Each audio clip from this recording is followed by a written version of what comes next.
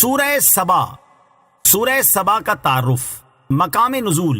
سورہ سبا کی ایک آیت وَيَرَى الَّذِينَ أُوتُوا الْعِلْمَ کے علاوہ مکیہ ہے۔ رکوع اور آیات کی تعداد، اس میں 6 رکوع اور 54 آیتیں ہیں۔ سبا نام رکھنے کی وجہ، سبا عرب کے علاقے یمن کی حدود میں واقع ایک قبیلے کا نام ہے، اور یہ قبیلہ اپنے دادا سبا بن یشجب بن یعرب بن قحطان کے نام سے مشہور ہے، اور اس سورت کی آیت نمبر 15 سے قوم سبا کا واقعہ بیان کیا گیا ہے۔ اس مناسبت سے اسے سورہ سبا کہتے ہیں۔ سورہ سبا کے مضامین۔ سورہ سبا چونکہ مکی صورت ہے، اس لیے دیگر مکی صورتوں کی طرح اس کا بھی مرکزی مضمون یہ ہے کہ اس میں اللہ تعالیٰ کی وحدانیت، نبی کریم علیہ الصلوۃ والسلام کی نبوت، قیامت کے دن دوبارہ زندہ کیے جانے اور اعمال کی جزا ملنے پر دلائل قائم کیے گئے ہیں، اور اس میں یہ چیزیں بیان کی گئی ہیں۔ نمبر 1، اس سورت کی ابتدا میں اللہ تعالیٰ کی حمد و ثنا بیان کی گئی، اور یہ بتایا گیا کہ کافر قیامت کا صاف انکار کرتے ہیں۔ نیز قیامت قائم ہونے کو قسم کے ساتھ بیان فرمایا، اور مردوں کو دوبارہ زندہ کرنے پر اللہ تعالیٰ کی قدرت پر دلیل دی گئی۔ نمبر 2، حضرت داؤد، حضرت سلیمان علیہ الصلوۃ والسلام اور سبا والوں پر اللہ تعالیٰ نے جو انعامات کیے وہ بیان کیے گئے ہیں۔ نمبر 3، اللہ تعالیٰ کے وجود اور اس کی وحدانیت پر دلائل دیے گئے اور مشرکین کے شبہات کا ازالہ کیا گیا ہے۔ نمبر 4، رسول اکرم علیہ الصلوۃ والسلام کی رسالت کے عموم کو بیان کیا گیا، اور یہ بتایا گیا کہ ہر زمانے میں مالدار کافروں نے ہی اپنے انبیاء کرام علیہ الصلوۃ والسلام کو جھٹلایا۔ نمبر 5، یہ بیان کیا گیا کہ مشرکین قرآن پاک کا انکار کرتے ہیں، اور ان کے گمان میں قرآن پاک اللہ تعالیٰ کی وحی نہیں بلکہ کسی کی اپنی بنائی ہوئی کتاب ہے، اور کفار کے اس نظریے کا رد کیا گیا۔ نمبر 6، آخر میں کفار کو غور و فکر کرنے اور انہیں قیامت قائم ہونے سے پہلے پہلے اللہ تعالیٰ کی وحدانیت، نبی کریم علیہ الصلوۃ والسلام کی نبوت اور قرآن پر ایمان لانے کی دعوت دی گئی ہے۔ سورہ احزاب کے ساتھ مناسبت۔ سورہ سبا کی اپنے سے ماقبل سورت احزاب کے ساتھ ایک مناسبت یہ ہے کہ سورہ احزاب کے آخر میں بیان ہوا تاکہ اللہ منافق مردوں اور منافق عورتوں اور مشرک مردوں اور مشرک عورتوں کو عذاب دے، اور اللہ مسلمان مردوں اور مسلمان عورتوں کی توبہ قبول فرمائے۔ اور سورہ سبا کی ابتدا میں بیان ہوا کہ آسمانوں اور زمینوں میں جو کچھ ہے سب اللہ تعالیٰ کی ملکیت میں ہے، تو گویا کہ یہ بتا دیا گیا کہ جو آسمانوں اور زمینوں میں تمام چیزوں کا مالک ہے وہ اس بات پر بھی قادر ہے کہ مشرکوں اور منافقوں کو عذاب دے اور مسلمانوں کو ثواب عطا کرے۔ دوسری مناسبت یہ ہے کہ سورہ احزاب میں بیان ہوا کہ کفار و مشرکین مذاق کے طور پر قیامت کے بارے میں پوچھتے ہیں، اور سورہ سبا میں بیان ہوا کہ کفار و مشرکین قیامت کا صاف انکار کرتے ہیں۔ بسم اللہ الرحمن الرحیم۔ ترجمہ، اللہ کے نام سے شروع جو نہایت مہربان رحمت والا ہے۔ الحمد للہ الذی لہ ما فی السماوات وما فی الارض ولہ الحمد فی الآخرہ وَهُوَ الْحَكِيمُ الْخَبِيرُ۔ ترجمہ، تمام تعریفیں اللہ کے لیے ہیں جس کی ملکیت میں ہے جو کچھ آسمانوں میں ہے اور جو کچھ زمین میں ہے، اور آخرت میں اسی کی تعریف ہے، اور وہی حکمت والا خبردار ہے۔ الحمدللہ، تمام تعریفیں اللہ کے لیے ہیں، یعنی کامل شکر اور ہر طرح کی تعریف کا مستحق صرف وہ معبود ہے جو 7 آسمانوں اور 7 زمینوں میں موجود ہر چیز کا خالق اور مالک ہے، اور جن معبودوں کی کفار عبادت کرتے ہیں وہ کسی تعریف کے مستحق ہیں اور نہ ہی کسی چیز کے مالک ہیں۔ وَلَهُ الْحَمْدُ فِي الْآخِرَةِ، اور آخرت میں اسی کی تعریف ہے، یعنی جیسے دنیا میں حمد کا مستحق اللہ تعالیٰ ہے ویسے ہی آخرت میں بھی حمد کا مستحق وہی ہے، کیونکہ دونوں جہان اسی کی نعمتوں سے بھرے ہوئے ہیں۔ دنیا اور آخرت کی حمد میں فرق۔ دنیا اور آخرت کی حمد میں فرق یہ ہے کہ دنیا میں بندوں پر اللہ تعالیٰ کی حمد و ثنا کرنا واجب ہے، کیونکہ دنیا مکلف بنائے جانے کا مقام ہے، جبکہ آخرت میں حمد و ثنا واجب نہیں، کیونکہ آخرت میں مکلف بنائے جانے کا مقام نہیں۔ آخرت میں اہل جنت نعمتوں کے سرور اور راحتوں کی خوشی میں اللہ تعالیٰ کی حمد کریں گے۔ آخرت میں اہل جنت کی حمد کا ذکر کرتے ہوئے اللہ تعالیٰ ارشاد فرماتا ہے، وَقَالُوا الْحَمْدُ لِلَّهِ الَّذِي صَدَقَنَا وَعْدَهُ وَأَوْرَثَنَا الْأَرْضَ نَتَبَوَّأُ مِنَ الْجَنَّةِ حَيْثُ نَشَاءُ فَنِعْمَ أَجْرُ الْعَامِلِينَ۔ ترجمہ، اور وہ کہیں گے سب خوبیاں اس اللہ کے لیے ہیں جس نے اپنا وعدہ ہم سے سچا کیا اور ہمیں اس زمین کا وارث کیا، ہم جنت میں جہاں چاہیں رہیں گے، تو کیا ہی اچھا اجر ہے عمل کرنے والوں کا۔ وَقَالُوا الْحَمْدُ لِلَّهِ الَّذِي أَذْهَبَ عَنَّا الْحَزَنَ إن ربنا لغفور شكور الذي أحلنا دار المقامة من فضله لا يمسنا فيها نصب ولا يمسنا فيها لغوب۔ ترجمہ، اور وہ کہیں گے سب خوبیاں اس اللہ کے لیے ہیں جس نے ہم سے غم دور کر دیا، بے شک ہمارا رب بخشنے والا قدر فرمانے والا ہے، وہ جس نے ہمیں اپنے فضل سے ہمیشہ ٹھہرنے کے گھر میں اتارا، ہمیں اس میں نہ کوئی تکلیف پہنچے گی اور نہ ہمیں اس میں کوئی تھکاوٹ چھوئے گی۔ اور حضرت جابر بن عبداللہ رضی اللہ تعالیٰ عنہ سے روایت ہے، رسول کریم صلی اللہ تعالیٰ علیہ وسلم نے ارشاد فرمایا، اہل جنت کو تسبیح اور حمد کا اس طرح الہام ہوگا جیسے سانس آتا جاتا ہے۔ یاد رہے کہ اللہ تعالیٰ کے محبوب بندوں کی تعریف اللہ تعالیٰ کی ہی تعریف ہے، جیسے قیامت میں حضور اقدس علیہ الصلوۃ والسلام کی بہت حمد ہوگی۔ ارشاد باری تعالیٰ ہے، عَسَىٰ أَن يَبْعَثَكَ رَبُّكَ مَقَامًا مَحْمُودًا۔ ترجمہ، قریب ہے کہ آپ کا رب آپ کو ایسے مقام پر فائز فرمائے گا کہ جہاں سب تمہاری حمد کریں، لیکن وہ حمد چونکہ بالواسطہ اللہ تعالیٰ کی حمد ہے، اس لیے زیر تفسیر آیت کا حصر درست ہے۔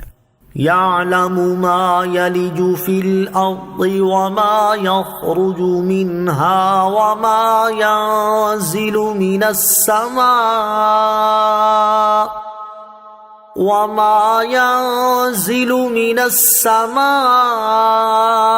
وما يعرج فيها وهو الرحيم الغفور۔ ترجمہ، وہ جانتا ہے جو کچھ زمین میں داخل ہوتا ہے اور جو زمین سے نکلتا ہے، اور جو کچھ آسمان سے اترتا ہے اور جو اس میں چڑھتا ہے، اور وہی مہربان بخشنے والا ہے۔ یعلم، وہ جانتا ہے۔ اس آیت میں اللہ تعالیٰ نے چند وہ چیزیں بیان فرمائی ہیں جنہیں اللہ تعالیٰ کا علم محیط ہے اور ان میں لوگوں کا دنیاوی اور اخروی فائدہ ہے۔ چنانچہ ارشاد فرمایا کہ جو کچھ زمین کے اندر داخل ہوتا ہے، جیسا کہ بارش کا پانی، مردے اور دفینے، یوں ہی جو زمین سے نکلتا ہے، جیسے سبزہ، درخت، چشمے، کانے اور حشر کے وقت مردے، پھر جو کچھ آسمان کی طرف سے اترتا ہے، جیسے بارش، برف، اولے، طرح طرح کی برکتیں اور فرشتے، اور اسی طرح جو آسمانوں میں چڑھتا ہے، جیسے فرشتے، دعائیں اور بندوں کے عمل، سب اللہ تعالیٰ کے علم میں ہیں، اور وہی اپنی نعمتوں پر حمد کرنے والوں پر مہربان ہے اور حمد میں کمی کرنے والوں کو اپنے لطف و کرم سے بخشنے والا ہے۔ وقال الذين كفروا لا تأتينا الساعة قل بلى وربي لتأتينكم عالم الغيب لا يعزب عنه مثقال ذرة في السماوات ولا في الأرض ولا أصغر من ذلك ولا أصغر من ذلك ولا أكبر إلا في كتاب مبين۔ ترجمہ، اور کافروں نے کہا ہم پر قیامت نہ آئے گی، تم فرماؤ کیوں نہیں؟ میرے رب کی قسم جو غیب جاننے والا ہے، بے شک وہ قیامت تم پر ضرور آئے گی۔ آسمانوں میں اور زمین میں ذرہ برابر بھی کوئی چیز اس سے پوشیدہ نہیں ہے، اور ذرے سے بھی کوئی چھوٹی اور بڑی چیز نہیں ہے، مگر وہ ایک صاف بیان کرنے والی کتاب میں ہے۔ وقال الذین کفروا، اور کافروں نے کہا، مرنے کے بعد دوبارہ زندہ کیے جانے کا انکار کرنے والے کفار نے کہا کہ ہم پر قیامت نہ آئے گی۔ ان کا رد کرتے ہوئے اللہ تعالیٰ نے ارشاد فرمایا، اے حبیب صلی اللہ تعالیٰ علیہ وسلم، آپ ان کفار سے فرما دیں کہ قیامت کیوں نہیں آئے گی؟ میرے رب عز و جل کی قسم، بے شک قیامت تم پر ضرور آئے گی۔ میرے رب عز و جل کی شان یہ ہے کہ وہ غیب کا جاننے والا ہے اور اس سے کوئی چیز بھی مخفی نہیں۔ جب ہر چیز اسے معلوم ہے تو قیامت کا آنا اور اس کے قائم ہونے کا وقت بھی اس کے علم میں ہے۔ لا يعزب عنه مثقال ذرة في السماوات ولا في الأرض، آسمانوں میں اور زمین میں ذرہ برابر بھی کوئی چیز اس سے پوشیدہ نہیں ہے۔ قیامت کا انکار کرنے والوں کا ایک یہ اعتراض تھا کہ انسانوں کے اجزاء بکھرنے کے بعد اس طرح کیسے جمع ہو سکیں گے کہ کسی کے بدن کا کوئی جز دوسرے کے بدن میں نہ پہنچنے پائے۔ اس آیت میں اس اعتراض کا انتہائی نفیس طریقے سے جواب دیا گیا کہ تم نے مخلوق کی پراگندگی کو دیکھا ہے، جبکہ خالق کی قدرت و علم کا اندازہ نہ کیا کہ وہ ہر بدن کے ہر ذرے کو جانتا ہے۔ آیت کے آخری حصے میں ارشاد فرمایا کہ ذرے سے بھی چھوٹی اور بڑی کوئی چیز ایسی نہیں ہے جو ایک صاف بیان کرنے والی کتاب لوح محفوظ میں لکھی ہوئی نہ ہو۔ لِيَجْزِيَ الَّذِينَ آمَنُوا وَعَمِلُوا الصَّالِحَاتِ أُولَئِكَ لَهُم مَّغْفِرَةٌ وَرِزْقٌ كَرِيمٌ۔ ترجمہ: تاکہ اللہ ایمان لانے والوں اور اچھے اعمال کرنے والوں کو بدلہ دے، ان کے لیے بخشش اور عزت کی روزی ہے۔ لِيَجْزِيَ الَّذِينَ آمَنُوا، تاکہ اللہ ایمان لانے والوں کو بدلہ دے۔ اس آیت میں قیامت قائم کرنے کی حکمت بیان کرتے ہوئے ارشاد فرمایا کہ بے شک قیامت تم پر ضرور آئے گی تاکہ اللہ تعالیٰ ایمان لانے والوں اور اچھے اعمال کرنے والوں کو بدلہ دے۔ ان عظیم صفات والے لوگوں کے لیے ایمان اور اچھے اعمال کے بدلے میں بخشش اور عزت کی روزی ہے۔ بعض مفسرین نے اس آیت کے یہ معنی بھی بیان کیے ہیں کہ ذرے سے بھی چھوٹی بڑی ہر چیز کو لوح محفوظ میں لکھ دیا گیا تاکہ اللہ تعالیٰ ان لوگوں کو بدلہ دے جو اللہ تعالیٰ اور اس کے رسول پر ایمان لائے اور انہوں نے وہ کام کیے جن کا اللہ تعالیٰ اور اس کے رسول نے حکم دیا، اور جن کاموں سے منع کیا ان سے اپنے رب عز و جل کی اطاعت کرتے ہوئے رک گئے۔ یہی وہ لوگ ہیں جن کے لیے ان کے رب عز و جل کی طرف سے بخشش اور قیامت کے دن جنت میں عزت کی روزی ہے۔ وَالَّذِينَ سَعَوْا فِي آيَاتِنَا مُعَاجِزِينَ أُولَئِكَ لَهُمْ عَذَابٌ مِّن رِّجْزٍ أَلِيمٌ۔ ترجمہ: اور جنہوں نے ہم سے مقابلہ کرتے ہوئے ہماری آیتوں کو جھٹلانے میں کوشش کی ان کے لیے سخت عذاب میں سے دردناک عذاب ہے۔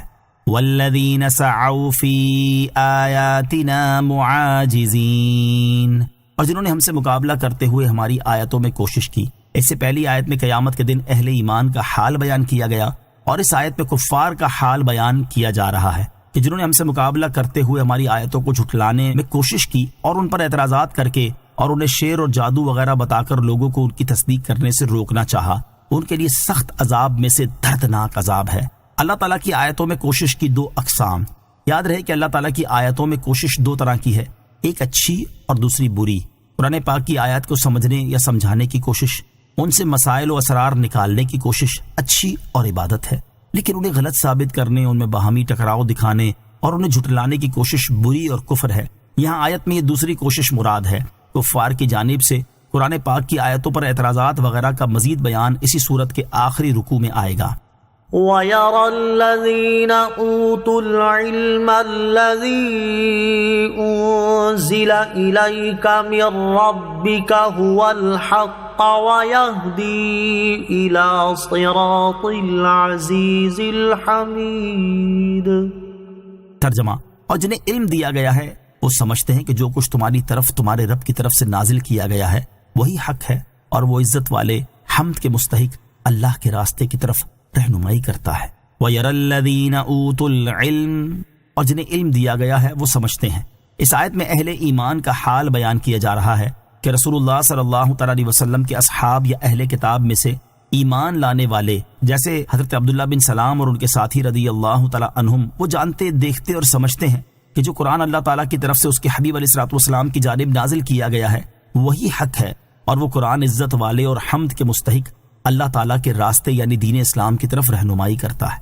وَقَالَ الَّذِينَ كَفَرُوا هَلْ نَدُلُّكُمْ عَلَى رَجُلٍ يُنَبِّئُكُمْ إِذَا مُزِّقْتُمْ كُلَّ مُمَزَّقٍ إِنَّكُمْ لَفِي خَلْقٍ جَدِيدٍ۔ ترجمہ: اور کافر بولے کہ ہم تمہیں ایسا مرد بتا دیں جو تمہیں خبر دے کہ جب تم بالکل ریزہ ریزہ ہو جاؤ گے تو پھر تم دوبارہ نئی پیدائش میں ہوگے۔ وقال الذین کفروا، اور کافروں نے کہا۔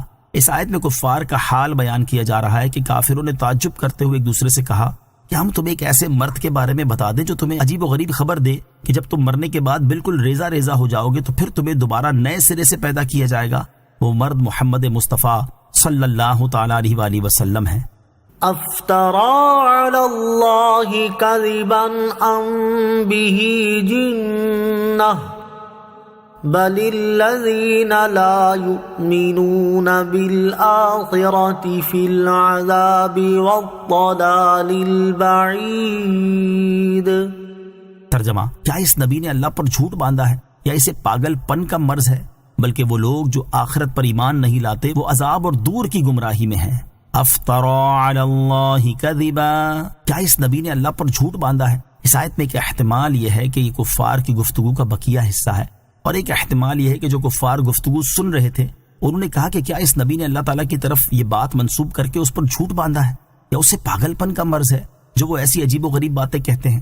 اللہ تعالیٰ نے کفار کی اس بات کا رد کرتے ہوئے فرمایا کہ دونوں باتیں نہیں، میرے حبیب علیہ الصلوۃ والسلام ان دونوں باتوں سے پاک اور بری ہیں، بلکہ وہ کافر جو مرنے کے بعد اٹھائے جانے اور حساب کا انکار کرنے والے ہیں وہ عذاب اور دور کی گمراہی میں ہیں، اور وہ اس چیز سے غافل ہیں۔ أَفَلَمْ يَرَوْا إِلَى مَا بَيْنَ أَيْدِيهِمْ وَمَا خَلْفَهُمْ مِنَ السَّمَاءِ وَالْأَرْضِ إِن نَّشَأْ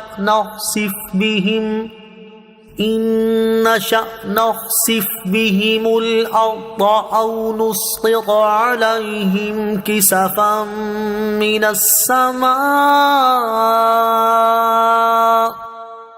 إِنَّ فِي ذَلِكَ لَآيَةً لِكُلِّ عَبْدٍ مُنِيبٍ۔ ترجمہ، تو کیا انہوں نے نہ دیکھا کہ جو آسمان اور زمین میں ان کے آگے اور پیچھے ہے، اگر ہم چاہیں تو انہیں زمین میں دھسا دیں یا ان پر آسمان کا ٹکڑا گرا دیں، بے شک اس میں ہر رجوع لانے والے بندے کے لیے نشانی ہے۔ افلم یروا، تو کیا انہوں نے نہ دیکھا؟ کفار کا رد کرنے کے بعد اللہ تعالیٰ نے ارشاد فرمایا کہ کیا وہ اندھے ہیں کہ انہوں نے آسمان و زمین کی طرف نظر ہی نہیں ڈالی اور اپنے آگے پیچھے دیکھا ہی نہیں، جو انہیں معلوم ہو جاتا کہ وہ ہر طرف سے اللہ تعالیٰ کے قبضے میں ہیں، اور وہ زمین و آسمان کے کناروں سے باہر نہیں جا سکتے اور خدا کے ملک سے نہیں نکل سکتے، اور انہیں بھاگنے کی کوئی جگہ نہیں۔ انہوں نے آیات اور رسول کی تکذیب و انکار کے دہشت انگیز جرم کا ارتکاب کرتے ہوئے خوف نہ کھایا اور اپنی اس حالت کا خیال کر کے نہ ڈرے۔ اگر ہم چاہیں تو ان کی تکذیب و انکار کی سزا میں قارون کی طرح انہیں زمین میں دھسا دیں یا ان پر آسمان کا کوئی ٹکڑا گرا دے۔ بے شک زمین و آسمان کی طرف نظر کرنے اور ان میں غور و فکر کرنے میں اور اپنے رب عز و جل کی طرف رجوع لانے والے ہر بندے کے لیے نشانی ہے، جو اس بات پر دلالت کرتی ہے کہ اللہ تعالیٰ مرنے کے بعد دوبارہ زندہ کرنے پر اور اس کے منکر کو عذاب دینے پر اور ہر ممکن چیز پر قادر ہے۔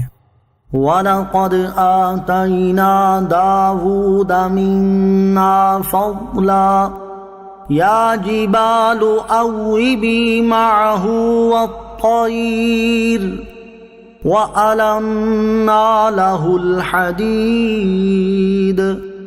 ترجمہ، اور بے شک ہم نے داؤد کو اپنی طرف سے بڑا فضل دیا، اے پہاڑوں اور پرندوں اس کے ساتھ اللہ کی طرف رجوع کرو، اور ہم نے اس کے لیے لوہا نرم کر دیا۔ وَلَقَدْ، اور بے شک۔ اس آیت میں اللہ تعالیٰ نے حضرت داؤد علیہ الصلوۃ والسلام کے 3 فضائل بیان فرمائے ہیں۔ نمبر 1، حضرت داؤد علیہ الصلوۃ والسلام کو اپنی طرف سے بڑا فضل دیا۔ نمبر 2، پہاڑوں اور پرندوں کو حضرت داؤد علیہ الصلوۃ والسلام کے ساتھ تسبیح کرنے کا حکم دیا۔ نمبر 3، حضرت داؤد علیہ الصلوۃ والسلام کے لیے لوہا نرم فرما دیا۔ حضرت داؤد علیہ الصلوۃ والسلام کے مزید 4 فضائل۔ حضرت داؤد علیہ الصلوۃ والسلام کے 3 فضائل تو اس آیت میں بیان ہوئے، مزید 4 فضائل ان آیات میں بیان ہوئے ہیں۔ نمبر 1، حضرت داؤد علیہ الصلوۃ والسلام کو زبور عطا فرمائی گئی، چنانچہ ارشاد باری تعالیٰ ہے وَلَقَدْ فَضَّلْنَا بَعْضَ النَّبِيِّينَ عَلَى بَعْضٍ وَآتَيْنَا دَاوُودَ زَبُورًا۔ ترجمہ، اور بے شک ہم نے نبیوں میں ایک کو دوسرے پر فضیلت عطا فرمائی اور ہم نے داؤد کو زبور عطا فرمائی۔ نمبر 2، انہیں کثیر علم عطا فرمایا گیا، چنانچہ اللہ تعالیٰ نے ارشاد فرمایا وَلَقَدْ آتَيْنَا دَاوُودَ وَسُلَيْمَانَ عِلْمًا۔ ترجمہ، اور بے شک ہم نے داؤد اور سلیمان کو بڑا علم عطا فرمایا۔ نمبر 3، انہیں غیر معمولی قوت سے نوازا گیا، چنانچہ اللہ تعالیٰ ارشاد فرماتا ہے وَاذْكُرْ عَبْدَنَا دَاوُودَ ذَا الْأَيْدِ إِنَّهُ أَوَّابٌ۔ ترجمہ، اور ہمارے نعمتوں والے بندے داؤد کو یاد کرو، بے شک وہ بڑا رجوع کرنے والا ہے۔ نمبر 4، انہیں زمین میں خلافت سے سرفراز کیا گیا، چنانچہ ارشاد فرمایا یا داود انا جعلناک خلیفۃ فی الارض۔ ترجمہ، اے داؤد بے شک ہم نے تجھے زمین میں اپنا نائب کیا۔ وَلَقَدْ آتَيْنَا دَاوُودَ مِنَّا فَضْلًا، اور بے شک ہم نے داؤد کو اپنی طرف سے بڑا فضل دیا۔ آیت کے اس حصے میں بڑے فضل سے مراد نبوت اور کتاب ہے، اور کہا گیا ہے کہ اس سے مراد ملک ہے، اور ایک قول یہ ہے کہ اس سے آواز کی خوبصورتی وغیرہ تمام چیزیں مراد ہیں جو آپ صلی اللہ تعالی علیہ وآلہ وسلم کو خصوصیت کے ساتھ عطا کی گئیں۔ حضرت داؤد علیہ السلام اور حضور علیہ السلام پر اللہ تعالیٰ کے فضل میں فرق۔ آیت کے اس حصے میں اللہ تعالیٰ نے حضرت داؤد علیہ السلام کے بارے میں فرمایا کہ ہم نے حضرت داؤد علیہ السلام کو اپنی طرف سے بڑا فضل دیا، جبکہ اپنے حبیب صلی اللہ علیہ وسلم کے لیے ہر طرح کے فضل اور فضل کے کمال کو بیان کرتے ہوئے ایک جگہ ارشاد فرمایا کہ وَكَانَ فَضْلُ اللَّهِ عَلَيْكَ عَظِيمًا، ترجمہ، اور آپ پر اللہ کا فضل بہت بڑا ہے۔ یا جبال، اے پہاڑوں، اللہ تعالیٰ نے پہاڑوں اور پرندوں کو حکم دیا کہ اے پہاڑوں اور اے پرندوں، جب حضرت داؤد علیہ السلام تسبیح کریں تو تم بھی ان کے ساتھ تسبیح کرو۔ چنانچہ حضرت داؤد علیہ السلام تسبیح کرتے تو پہاڑوں سے بھی تسبیح سنی جاتی اور پرندے جھک آتے۔ یہ آپ علیہ السلام کا معجزہ تھا۔ نوٹ: حضرت داؤد علیہ السلام کی اس فضیلت کا بیان سورہ انبیاء کی آیت نمبر 79 میں بھی گزر چکا ہے۔ وَأَلَنَّا لَهُ الْحَدِيدَ، اور ہم نے اس کے لیے لوہا نرم کر دیا۔ حضرت داؤد علیہ السلام کے لیے اللہ تعالیٰ نے لوہا نرم فرما دیا کہ جب آپ علیہ السلام کے دست مبارک میں آتا تو موم یا گندھے ہوئے آٹے کی طرح نرم ہو جاتا، اور آپ علیہ السلام اس سے جو چاہتے بغیر آگ کے اور بغیر ٹھوکے پیٹے بنا لیتے۔ حضرت داؤد علیہ السلام کے لیے لوہا نرم کیے جانے کا سبب، حضرت داؤد علیہ السلام کے لیے لوہا نرم کرنے کا سبب یہ بیان کیا گیا ہے کہ جب آپ علیہ السلام بنی اسرائیل کے بادشاہ بنے تو آپ علیہ السلام لوگوں کے حالات کی جستجو کے لیے اس طرح نکلتے کہ لوگ آپ علیہ السلام کو پہچان نہ سکیں، اور جب کوئی ملتا تو آپ علیہ السلام کو پہچان نہ پاتا تو اس سے دریافت کرتے کہ داؤد کیسا شخص ہے، وہ شخص ان کی تعریف کرتا۔ اس طرح جن سے بھی اپنے بارے میں پوچھتے تو سب لوگ آپ کی تعریف ہی کرتے۔ اللہ تعالیٰ نے انسانی صورت میں ایک فرشتہ بھیجا۔ حضرت داؤد علیہ السلام نے اس سے بھی حسب عادت یہی سوال کیا تو فرشتے نے کہا، داؤد ہیں تو بہت ہی اچھے آدمی، کاش ان میں ایک خصلت نہ ہوتی۔ اس پر آپ علیہ السلام متوجہ ہوئے اور اس سے فرمایا، اے خدا کے بندے، وہ کون سی خصلت ہے؟ اس نے کہا، وہ اپنا اور اپنے اہل و عیال کا خرچ بیت المال سے لیتے ہیں۔ یہ سن کر آپ علیہ السلام کے خیال میں آیا کہ اگر آپ علیہ السلام بیت المال سے وظیفہ نہ لیتے تو زیادہ بہتر ہوتا۔ اس لیے آپ علیہ السلام نے بارگاہ الہی میں دعا کی کہ ان کے لیے کوئی ایسا سبب بنا دے جس سے آپ علیہ السلام اپنے اہل و عیال کا گزارا کر سکیں اور بیت المال یعنی شاہی خزانے سے آپ کو بے نیازی ہو جائے۔ آپ علیہ السلام کی یہ دعا قبول ہوئی اور اللہ تعالیٰ نے آپ علیہ السلام کے لیے لوہے کو نرم کر دیا اور آپ علیہ السلام کو ذرہ سازی کی صنعت کا علم دیا۔ سب سے پہلے ذرہ بنانے والے آپ علیہ السلام ہی ہیں۔ آپ علیہ السلام روزانہ ایک ذرہ بناتے تھے اور وہ 4000 درم میں بکتی تھی۔ اس میں سے اپنے اور اپنے اہل و عیال پر بھی خرچ فرماتے اور فقراء و مساکین پر بھی صدقہ کرتے۔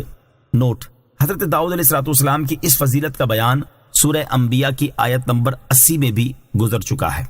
ان اعمل سابغات وقدر فی السرد واعملوا صالحا انی بما تعملون بصیر۔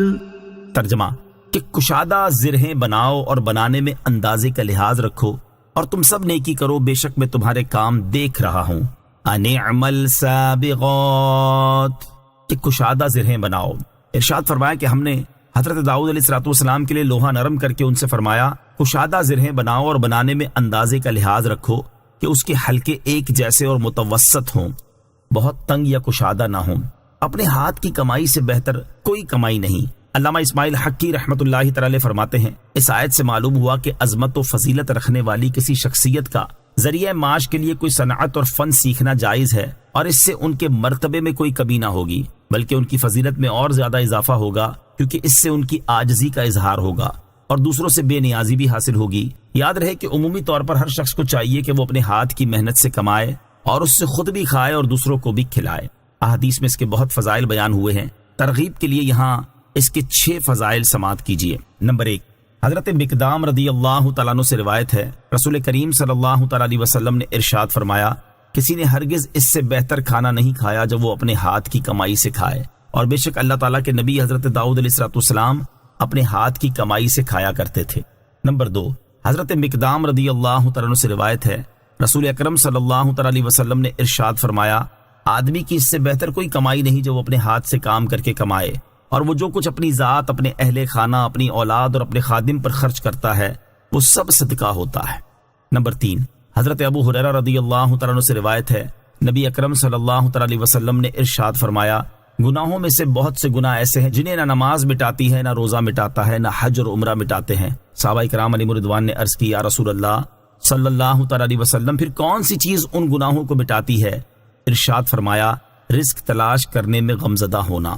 نمبر 5، حضرت زبیر بن عوام رضی اللہ تعالیٰ عنہ سے روایت ہے، رسول اللہ صلی اللہ تعالی علیہ وآلہ وسلم نے ارشاد فرمایا، کوئی شخص رسی لے کر جائے اور اپنی پیٹھ پر لکڑیوں کا گٹھا لا کر بیچے اور سوال کی ذلت سے اللہ تعالیٰ اس کے چہرے کو بچائے، تو یہ اس سے بہتر ہے کہ لوگوں سے سوال کرے کہ لوگ اسے دیں یا نہ دیں۔ نمبر 6، حضرت انس رضی اللہ تعالیٰ عنہ فرماتے ہیں، ایک انصاری نے حضور پرنور علیہ الصلوۃ والسلام کی خدمت اقدس میں حاضر ہو کر سوال کیا تو آپ صلی اللہ تعالی علیہ وسلم نے ارشاد فرمایا، کیا تمہارے گھر میں کچھ نہیں ہے؟ اس نے عرض کی، جی ہے، اور وہ ایک ٹاٹ ہے جس کا ایک حصہ ہم اوڑھتے ہیں اور ایک حصہ بچھاتے ہیں، اور ایک لکڑی کا پیالہ ہے جس میں ہم پانی پیتے ہیں۔ ارشاد فرمایا، دونوں چیزوں کو میرے حضور حاضر کرو۔ انہوں نے حاضر کر دی تو حضور اکرم علیہ الصلوۃ والسلام نے انہیں اپنے دست مبارک میں لے کر ارشاد فرمایا، انہیں کون خریدتا ہے؟ ایک صاحب نے عرض کی، 1 درہم کے عوض میں خریدتا ہوں۔ ارشاد فرمایا، 1 درہم سے زیادہ کون دیتا ہے؟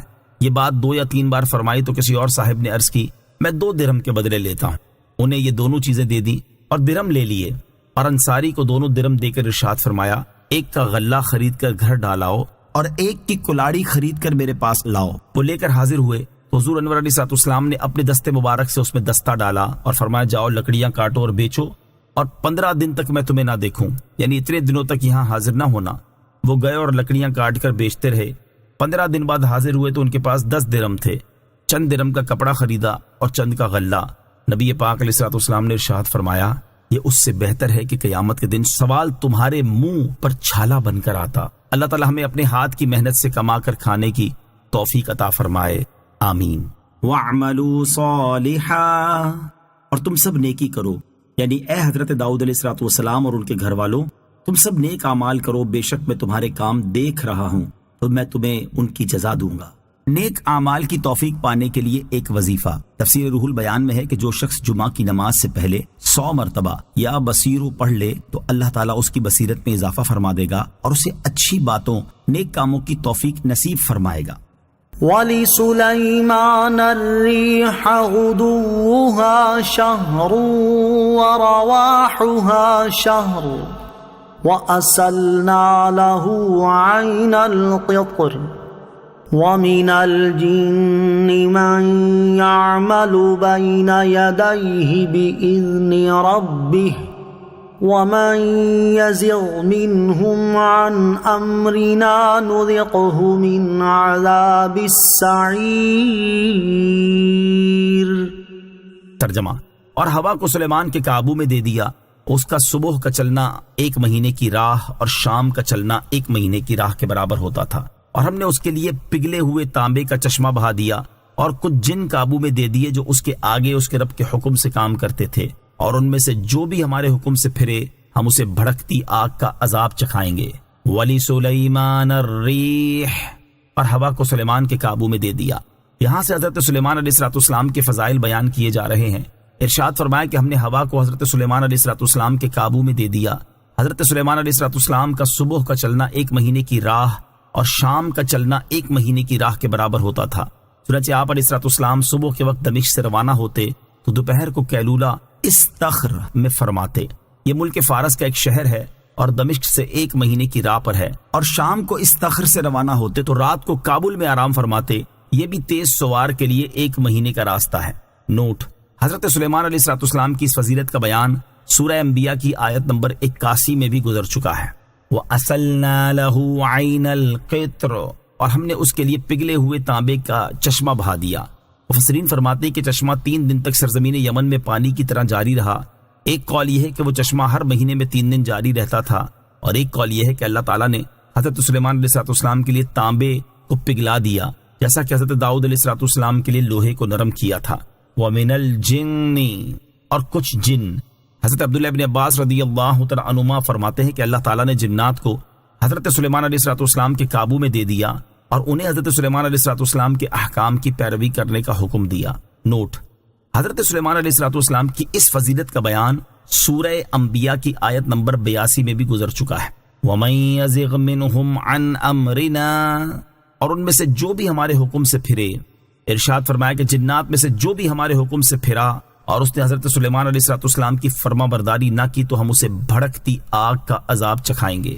ایک قول یہ ہے کہ حضرت سلیمان علیہ السلام کی نافرمانی کرنے والے جنوں کو آخرت میں بھڑکتی آگ کا عذاب چکھایا جائے گا، اور ایک قول یہ ہے کہ یہ عذاب دنیا میں ہی چکھایا گیا، اور یہ اس طرح ہوا کہ اللہ تعالیٰ نے جنات پر ایک ایسا فرشتہ مقرر فرما دیا جس کے ہاتھ میں آگ کا کوڑا ہوتا تھا، اور جو جن حضرت سلیمان علیہ السلام کی اطاعت سے روح گردانی کرتا تو وہ فرشتہ آگ کے کوڑے سے اس جن کو ایسی ضرب مارتا کہ وہ اسے جلا کر رکھ دیتی۔ يعملون له ما يشاء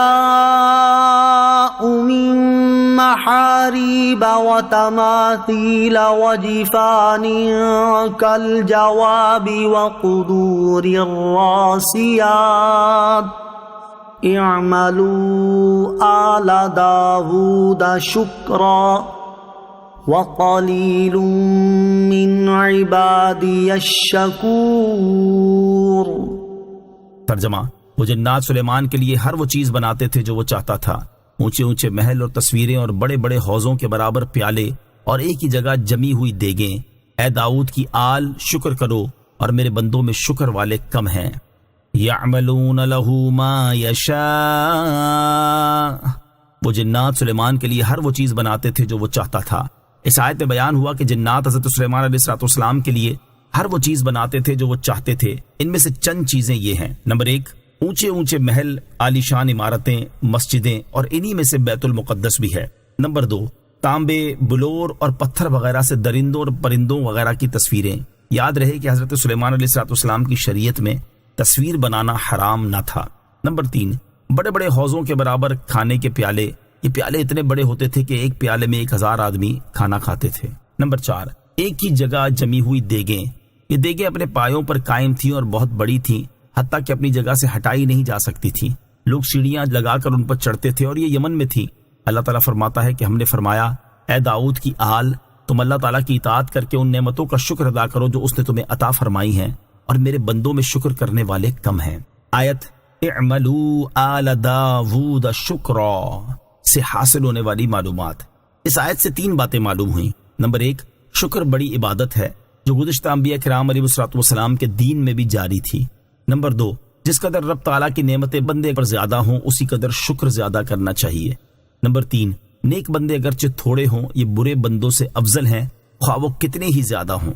فلما قضينا عليه الموت ما دلهم على موته إلا دابة الأرض تأكل من سأته فلما خر تبينت الجن أن لو كانوا يعلمون الغيب ما لبثوا في العذاب المهين۔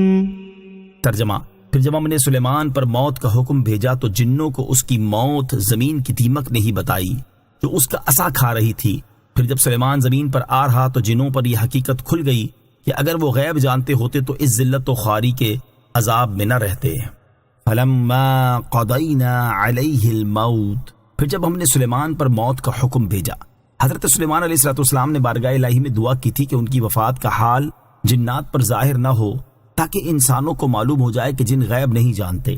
پھر آپ علیہ السلام محراب میں داخل ہوئے اور حسب عادت نماز کے لیے اپنے عصا کے ساتھ ٹیک لگا کر کھڑے ہو گئے۔ جنات دستور کے مطابق اپنی خدمتوں میں مشغول رہے اور یہ سمجھتے رہے کہ حضرت سلیمان علیہ السلام زندہ ہیں، اور حضرت سلیمان علیہ السلام کا عرصہ دراز تک اسی حال پر رہنا ان کے لیے کچھ حیرت کا باعث نہیں ہوا، کیونکہ وہ بارہا دیکھتے تھے کہ آپ علیہ السلام 1 ماہ 2 ماہ اور اس سے زیادہ عرصے تک عبادت میں مشغول رہتے ہیں، اور آپ علیہ السلام کی نماز بہت لمبی ہوتی ہے، حتیٰ کہ آپ علیہ السلام کی وفات کے پورے 1 سال بعد تک جنات آپ علیہ السلام کی وفات پر مطلع نہ ہوئے اور اپنی خدمتوں میں مشغول رہے، یہاں تک کہ اللہ تعالیٰ کے حکم سے دیمک نے آپ علیہ السلام کا عصا کھا لیا، اور آپ علیہ السلام کا جسم مبارک جو لاٹھی کے سہارے سے قائم تھا زمین پر تشریف لے آیا۔ اس وقت جنات کو آپ علیہ السلام کی وفات کا علم ہوا۔ اس آیت سے معلوم ہوا کہ انبیاء کرام علیہ السلام کے مقدس اجسام وفات کے بعد گلنے اور مٹنے سے محفوظ ہیں۔ فلما خر، پھر جب سلیمان زمین پر آیا، یعنی جب حضرت سلیمان علیہ السلام کا جسم مبارک زمین پر تشریف لایا تو جنوں پر یہ حقیقت کھل گئی کہ وہ غیب نہیں جانتے، کیونکہ اگر وہ غیب جانتے ہوتے تو حضرت سلیمان علیہ السلام کی وفات سے مطلع ہو جاتے اور اس ذلت و خواری کے عذاب میں نہ رہتے اور 1 سال تک عمارت کے کاموں میں تکلیف اور مشقتیں اٹھاتے نہ رہتے۔ مروی ہے کہ حضرت داؤد علیہ السلام نے بیت المقدس کی بنیاد اس مقام پر رکھی تھی جہاں حضرت موسیٰ علیہ السلام کا خیمہ نصب کیا گیا تھا۔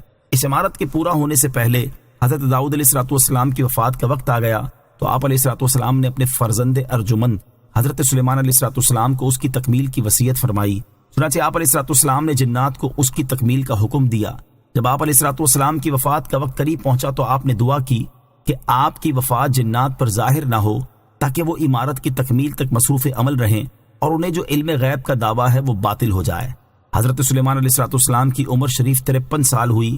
13 سال کی عمر شریف میں آپ علیہ السلام سلطنت کے تخت پر تشریف فرما ہوئے اور 40 سال تک حکمرانی فرمائی۔ جنات کو غیب کا علم حاصل نہیں۔ اس آیت کے آخری حصے تبینت الجن ان لو كانوا يعلمون الغیب ما لبثوا فی العذاب المہین سے معلوم ہوا کہ جنات کو غیب کا علم حاصل نہیں ہے۔ فی زمانہ عوام کی اکثریت اس جہالت میں مبتلا ہے کہ وہ عاملوں کے ذریعے جنات سے آئندہ کے احوال معلوم کرتے ہیں۔ اس طرح بعض مرد اور عورتیں بزرگوں کی سواری آنے کا دعویٰ کرتے ہیں اور لوگ عقیدت میں ان سے اپنے معاملات کے بارے میں دریافت کرتے اور ان کی بتائی ہوئی باتوں کو یقین کی حد تک سچا تصور کر لیتے ہیں۔ یاد رکھیے کہ جنات سے غیب کی بات پوچھنی حماقت اور اشد حرام ہے اور ان کی دی ہوئی خبر پر یقین رکھنا کفر ہے۔ اعلیٰ حضرت امام اہل سنت امام احمد رضا خان علیہ رحمت الرحمن ایک سوال کے جواب میں فرماتے ہیں، اور اگر غیب کی بات ان سے دریافت کرنی ہو، جیسے بہت لوگ حاضرات کر کے موکلاں جن سے پوچھتے ہیں فلاں مقدمے میں کیا ہوگا، فلاں کام کا انجام کیا ہوگا، یہ حرام ہے اور کہانت کا شعبہ بلکہ اس سے بدتر۔ زمانہ کہانت میں جن آسمانوں تک جاتے اور ملائکہ کی باتیں سنا کرتے، ان کو جو احکام پہنچنے ہوتے اور وہ آپس میں تذکرہ کرتے تو یہ چوری سے سن آتے اور سچ میں دل سے جھوٹ ملا کر کاہنوں سے کہہ دیتے، جتنی بات سچی تھی واقع ہوتی۔ زمانہ اقدس حضور سید عالم علیہ السلام سے اس کا دروازہ بند ہو گیا، آسمانوں پر پہرے بیٹھ گئے۔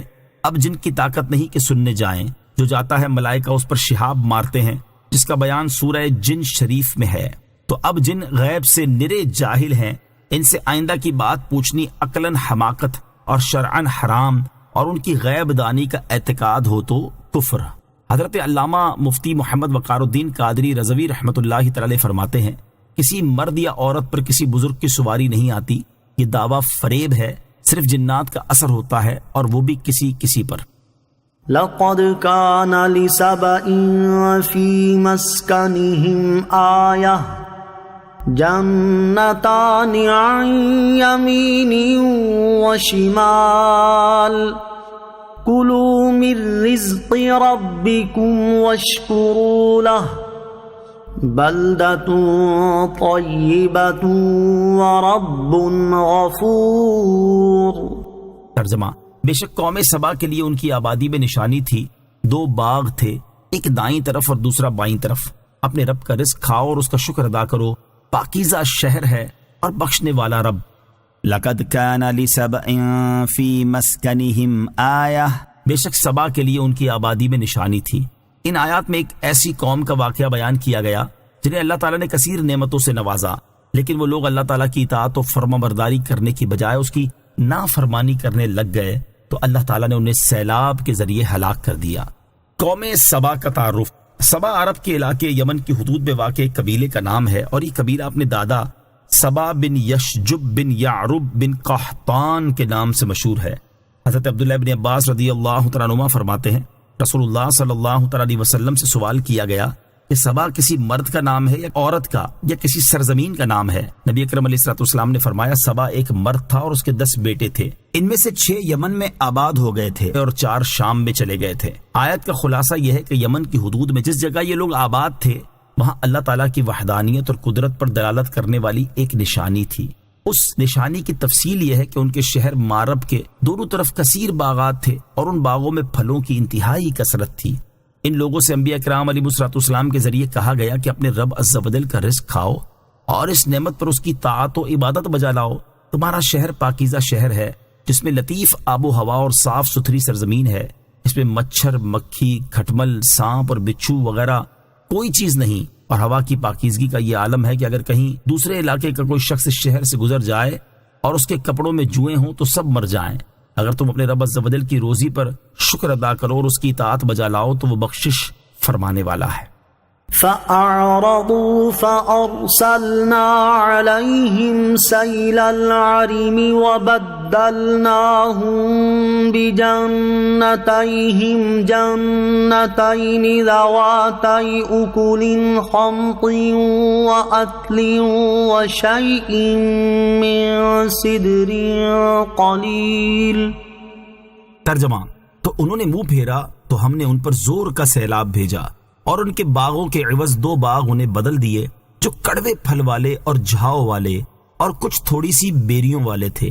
فَأَعْرَضُوا، تو انہوں نے منہ پھیرا، یعنی سبا والوں نے اس نعمت کی شکر گزاری سے منہ پھیرا اور انبیاء کرام علیہ الصلوۃ والسلام کی تکذیب کی۔ حضرت وہب رضی اللہ تعالی عنہ کا قول ہے کہ اللہ تعالیٰ نے ان کی طرف 13 نبی بھیجے جنہوں نے ان کو حق کی دعوتیں دی اور اللہ تعالیٰ کی نعمتیں یاد دلائیں اور اس کے عذاب سے ڈرایا، لیکن وہ ایمان نہ لائے اور انہوں نے انبیاء کرام علیہ الصلوۃ والسلام کو جھٹلا دیا اور کہا کہ ہم نہیں جانتے کہ ہم پر خدا کی کوئی نعمت ہے، تم اپنے رب عز و جل سے کہہ دو کہ اس سے ہو سکے تو وہ ان نعمتوں کو روک لے۔ فَأَرْسَلْنَا عَلَيْهِمْ سَيْلَ الْعَرِمِ، تو ہم نے ان پر زور کا سیلاب بھیجا۔ یہاں سے ان لوگوں کا انجام بیان کیا گیا کہ ان کی نافرمانی کے سبب ہم نے ان پر عظیم سیلاب بھیجا جس سے ان کے باغ اور اموال سب ڈوب گئے اور ان کے مکانات ریت میں دفن ہو گئے اور وہ اس طرح تباہ ہوئے کہ ان کی تباہی عرب کے لیے مثال بن گئی، اور ان کے خوبصورت باغوں کو ایسے 2 باغوں میں بدل دیا جو کڑوے اور انتہائی بد مزہ پھل والے تھے، اور ان میں جھاؤ اور کچھ تھوڑی سی بیریاں تھیں جیسی ویرانوں میں اگاتی ہیں، اس طرح کی جھاڑیوں اور وحشت ناک جنگل کو جو ان کے خوشنما باغوں کی جگہ پیدا ہو گیا تھا، اس لیے اسے باغ فرمایا گیا۔ قوم سبا کے واقعے میں نبی کریم علیہ الصلوۃ والسلام کی امت کے لیے نصیحت۔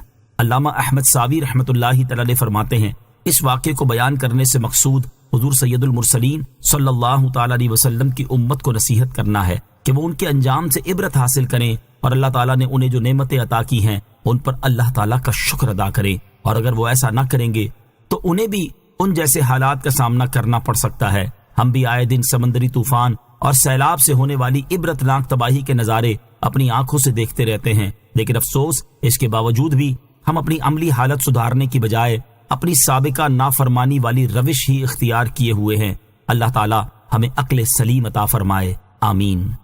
ذَلِكَ جَزَيْنَاهُمْ بِمَا كَفَرُوا وَهَلْ نُجَازِي إِلَّا الْكَفُورَ۔ ترجمہ، ہم نے انہیں ان کی ناشکری کی وجہ سے یہ بدلہ دیا اور ہم اسی کو سزا دیتے ہیں جو ناشکرا ہو۔ ذَلِكَ جَزَيْنَاهُمْ، ہم نے انہیں یہ بدلہ دیا، یعنی ہم نے انہیں ان کی ناشکری اور ان کے کفر کی وجہ سے یہ بدلہ دیا، اور ہم ایسی سزا اسی کو دیتے ہیں جو نعمتوں کی ناشکری اور اللہ تعالیٰ کے ساتھ کفر کرے۔ ناشکری مصائب کا سبب ہے۔ اس آیت سے معلوم ہوا کہ انسان ناشکری کرنے کی وجہ سے خود مصیبت کا شکار ہوتا ہے۔ یہی بات ایک اور آیت سے بھی معلوم ہوتی ہے، چنانچہ اللہ تعالیٰ ارشاد فرماتا ہے، وَضَرَبَ اللَّهُ مَثَلًا قَرْيَةً كَانَتْ آمِنَةً مُطْمَئِنَّةً يَأْتِيهَا رِزْقُهَا رَغَدًا مِّن كُلِّ مَكَانٍ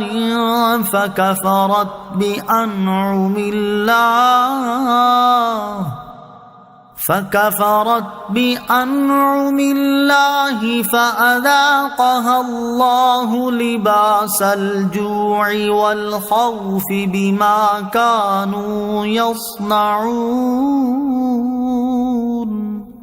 ترجمہ، اور اللہ نے ایک بستی کی مثال بیان فرمائی جو امن و اطمینان والی تھی، ہر طرف سے اس کے پاس اس کا رزق کثرت سے آتا تھا، تو وہاں کے رہنے والے اللہ کی نعمتوں کی ناشکری کرنے لگے تو اللہ نے ان کے اعمال کے بدلے میں انہیں بھوک اور خوف کے لباس کا مزہ چکھایا۔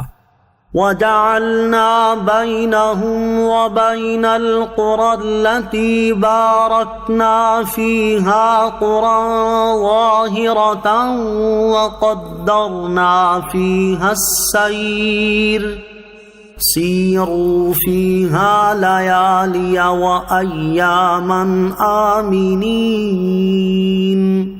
ترجمہ، اور ہم نے ان سبا والوں اور ان کے شہروں کے درمیان بہت سی نمایاں بستیاں بنا دی جن میں ہم نے برکت رکھی تھی، اور ان بستیوں میں سفر کو ایک اندازے پر رکھا، اور انہیں فرمایا ان میں راتوں اور دنوں کو امن و امان سے چلو۔ وجعلنا بینہم وبین القری، اور ہم نے ان میں اور ان کے شہروں کے درمیان بنا دی۔ ارشاد فرمایا کہ ہم نے شہر سبا میں اور دوسرے شہروں کے درمیان بہت سی نمایاں بستیاں بنا دی جن میں ہم نے برکت رکھی تھی کہ وہاں کے رہنے والوں کو وسیع نعمتیں، پانی، درخت اور چشمے عنایت کیے۔ ان دوسرے شہروں سے مراد شام کے شہر ہیں، اور سبا سے شام تک کے سفر کرنے والوں کو اس راستے میں کھانا اور پانی ساتھ لے جانے کی ضرورت نہ ہوتی تھی۔ اور فرمایا کہ ان بستیوں میں سفر کو ایک اندازے پر رکھا تاکہ چلنے والا ایک مقام سے صبح چلے تو دوپہر کو ایک آبادی میں پہنچ جائے جہاں ضروریات کے تمام سامان میسر ہوں، اور جب دوپہر کو چلے تو شام کو ایک شہر میں پہنچ جائے۔ یمن سے شام تک کا تمام سفر اسی آسائش کے ساتھ طے ہو سکے۔ اور ہم نے ان سے کہا کہ ان بستیوں میں راتوں اور دنوں کو امن و امان سے چلو، نہ راتوں میں کوئی کھٹکا، نہ دنوں میں کوئی تکلیف، نہ دشمن کا اندیشہ، نہ بھوک پیاس کا غم۔ فقالوا ربنا باعد بين أسفارنا وظلموا أنفسهم فجعلناهم أحاديث ومزقناهم كل ممزق إن في ذلك لآيات لكل صبار شكور۔ ترجمہ، تو انہوں نے کہا اے ہمارے رب ہمارے سفروں میں دوری ڈال دے، اور انہوں نے خود اپنا ہی نقصان کیا تو ہم نے انہیں قصے کہانیاں بنا دیا اور انہیں بالکل جدا جدا کر دیا۔ بے شک اس میں ہر بڑے صبر والے، ہر بڑے شکر والے کے لیے ضرور نشانیاں ہیں۔ فقالوا، تو انہوں نے کہا، خوشحالی اور نعمتوں کی کثرت والے ان حالات کی بنا پر اترانے اور تکبر کرنے لگے، اور مالداروں میں حسد پیدا ہوا کہ ہمارے اور غریبوں کے درمیان کوئی فرق ہی نہیں رہا۔ یوں ہی جو امن و عافیت انہیں حاصل تھی، جیسے منزلیں قریب قریب ہیں اور لوگ خرامہ خرامہ ہوا خوری کرتے چلے جاتے ہیں، تھوڑی دیر کے بعد دوسری آبادی آ جاتی ہے، وہاں آرام کرتے ہیں، نہ سفر میں تھکان ہے نہ کوف۔ اس پر انہوں نے قناعت نہ کی اور یہ تمنا کرنے لگے کہ اگر منزلیں دور ہوتی، سفر کی مدت دراز ہوتی، راستے میں پانی نہ ملتا، جنگلوں اور بیابانوں میں سے گزر ہوتا تو ہم توشہ ساتھ لیتے، پانی کے انتظام کرتے، سواریاں اور خدام ساتھ رکھتے، سفر میں مشقت اٹھانے کا لطف آتا اور امیر و غریب کا فرق ظاہر ہوتا۔ اس پر انہوں نے یہ دعا کی، اے ہمارے رب عز و جل ہمارے اور شام کے درمیان جنگل اور بیابان کر دے تاکہ بغیر توشہ اور سواری کے سفر نہ ہو سکے۔ اللہ تعالیٰ نے ان کی یہ دعا قبول فرما لی اور ان شہروں کو ویران کر دیا۔ وَظَلَمُوا أَنفُسَهُمْ، اور انہوں نے خود اپنا ہی نقصان کیا، یعنی سبا والوں نے تکبر اور سرکشی کر کے خود اپنا ہی نقصان کیا، تو ہم نے انہیں بعد والوں کے لیے قصے کہانیاں بنا دیا تاکہ وہ ان کے احوال سے عبرت حاصل کریں، اور ان قبیلوں کو ایک دوسرے سے بالکل جدا جدا کر دیا۔ وہ بستیاں غرق ہو گئیں اور لوگ بے گھر ہو کر جدا جدا شہروں میں پہنچے، قبیلہ غسان شام میں، قبیلہ ازد عمان میں، قبیلہ خزاعہ تہامہ میں، آل خزیمہ عراق میں، اور اوس خزرج کا دادا عمر بن عامر مدینے میں پہنچا۔ بے شک سبا والوں کے اس واقعے میں ہر بڑے صبر والے اور ہر بڑے شکر والے کے لیے ضرور نشانیاں ہیں کہ صبر و شکر مومن کی صفت ہے۔ جب وہ مصیبت میں مبتلا ہوتا ہے تو صبر کرتا ہے، اور جب نعمت پاتا ہے تو شکر بجا لاتا ہے۔ امن و عافیت بہت بڑی نعمتیں ہیں۔ سبا والوں کے طرز عمل اور ان کے انجام سے معلوم ہوا کہ امن و عافیت اور سکون و راحت اللہ تعالیٰ کی بہت بڑی نعمتیں ہیں، اور جسے یہ نعمتیں حاصل ہوں اسے ان پر تکبر و غرور کرنے کی بجائے اللہ تعالیٰ کا شکر ادا کرنا چاہیے، اور ان نعمتوں کے مقابلے میں بے امنی اور مشقت کی تمنا اور دعا نہیں کرنی چاہیے۔ صبر اور شکر مومن کی دو صفات ہیں۔ معلوم ہوا کہ صبر اور شکر مومن کی دو بہترین صفات ہیں۔ اس کے بارے میں حضرت صہیب رضی اللہ تعالی عنہ سے روایت ہے، نبی اکرم صلی اللہ تعالی علیہ وسلم نے ارشاد فرمایا، مومن کے معاملے پر تعجب ہوتا ہے، اس کے ہر حال میں خیر ہے، اور یہ مقام اس کے سوا کسی اور کو حاصل نہیں۔ اگر وہ نعمتوں کے ملنے پر شکر کرے تو اسے اجر ملتا ہے، اور اگر وہ مصیبت آنے پر صبر کرے تو بھی اسے اجر ملتا ہے۔ اللہ تعالیٰ ہر مومن کو یہ عظیم صفات نصیب فرمائے، آمین۔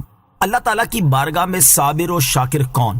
اللہ تعالیٰ کی بارگاہ میں وہ لوگ بھی صابر و شاکر شمار ہوتے ہیں جن کا اس حدیث پاک میں ذکر ہے۔ چنانچہ حضرت انس بن مالک رضی اللہ تعالیٰ عنہ سے روایت ہے، حضور پر نور صلی اللہ تعالیٰ علیہ وسلم نے ارشاد فرمایا، جس نے دین کے معاملے میں اپنے سے اوپر والے اور دنیا کے معاملے میں اپنے سے نیچے والے کو پیش نظر رکھا تو اللہ تعالیٰ اسے صابر اور شاکر لکھ دیتا ہے، اور جس نے دین کے معاملے میں اپنے سے نیچے والے اور دنیا کے معاملے میں اپنے سے اوپر والے کو پیش نظر رکھا تو اللہ تعالیٰ اسے صابر و شاکر نہیں لکھتا۔ اللہ تعالیٰ ہمیں بھی اپنا صابر و شاکر بندہ بننے کی توفیق عطا فرمائے، آمین۔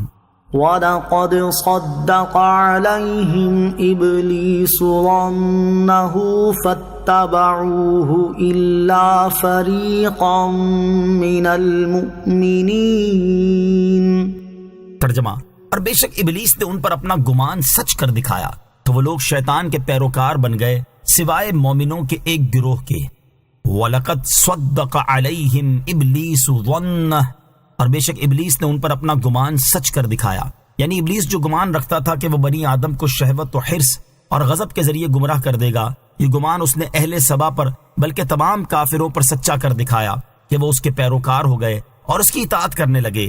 حضرت حسن رضی اللہ تعالیٰ عنہ نے فرمایا کہ شیطان نے نہ کسی پر تلوار کھینچی نہ کسی پر کوڑے مارے، بلکہ جھوٹے وعدوں اور باطل امیدوں سے اس نے اہل باطل کو گمراہ کر دیا۔ شیطان اور انسان، یہ آیت مبارکہ ہر مسلمان کے لیے انتہائی قابل غور اور عبرت انگیز ہے۔ جب شیطان حضرت آدم علیہ السلام کو سجدہ کرنے سے انکار کر کے اللہ تعالیٰ کی بارگاہ سے مردود ہوا تو اس نے کہا تھا، رب بما اغویتنی لأزینن لهم فی الارض ولأغوینہم اجمعین الا عبادک منہم المخلصین۔ ترجمہ، اے رب میرے، مجھے اس بات کی قسم کہ تو نے مجھے گمراہ کیا، میں ضرور زمین میں لوگوں کے لیے نافرمانی خوشنما بنا دوں گا، اور میں ضرور ان سب کو گمراہ کر دوں گا سوائے ان کے جو ان میں سے تیرے چنے ہوئے بندے ہیں۔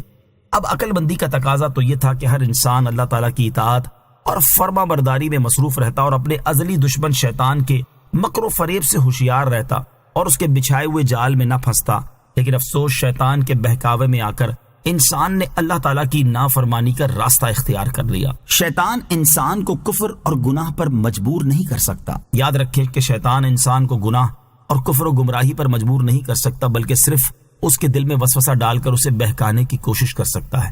اسی وجہ سے ایک آیت میں وضاحت ہے کہ قیامت کے دن ابلیس کہے گا، وَمَا كَانَ لِيَ عَلَيْكُمْ مِنْ سُلْطَانٍ إِلَّا أَنْ دَعَوْتُكُمْ فَاسْتَجَبْتُمْ لِي۔ ترجمہ، اور مجھے تم پر کوئی زبردستی نہیں تھی مگر یہی کہ میں نے تم کو بلایا تو تم نے میری مان لی۔ لہذا اس فریبی سے ہر مسلمان کو ہر وقت بہت ہوشیار رہنے کی ضرورت ہے۔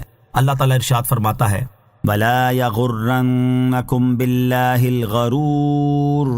ترجمہ، اور ہرگز بڑا فریبی تمہیں اللہ کے بارے میں فریب نہ دے۔ اللہ تعالیٰ ہمیں شیطان کے مکر و فریب سے بچنے اور اس کی فریب کاریوں سے ہوشیار رہنے کی توفیق عطا فرمائے، آمین۔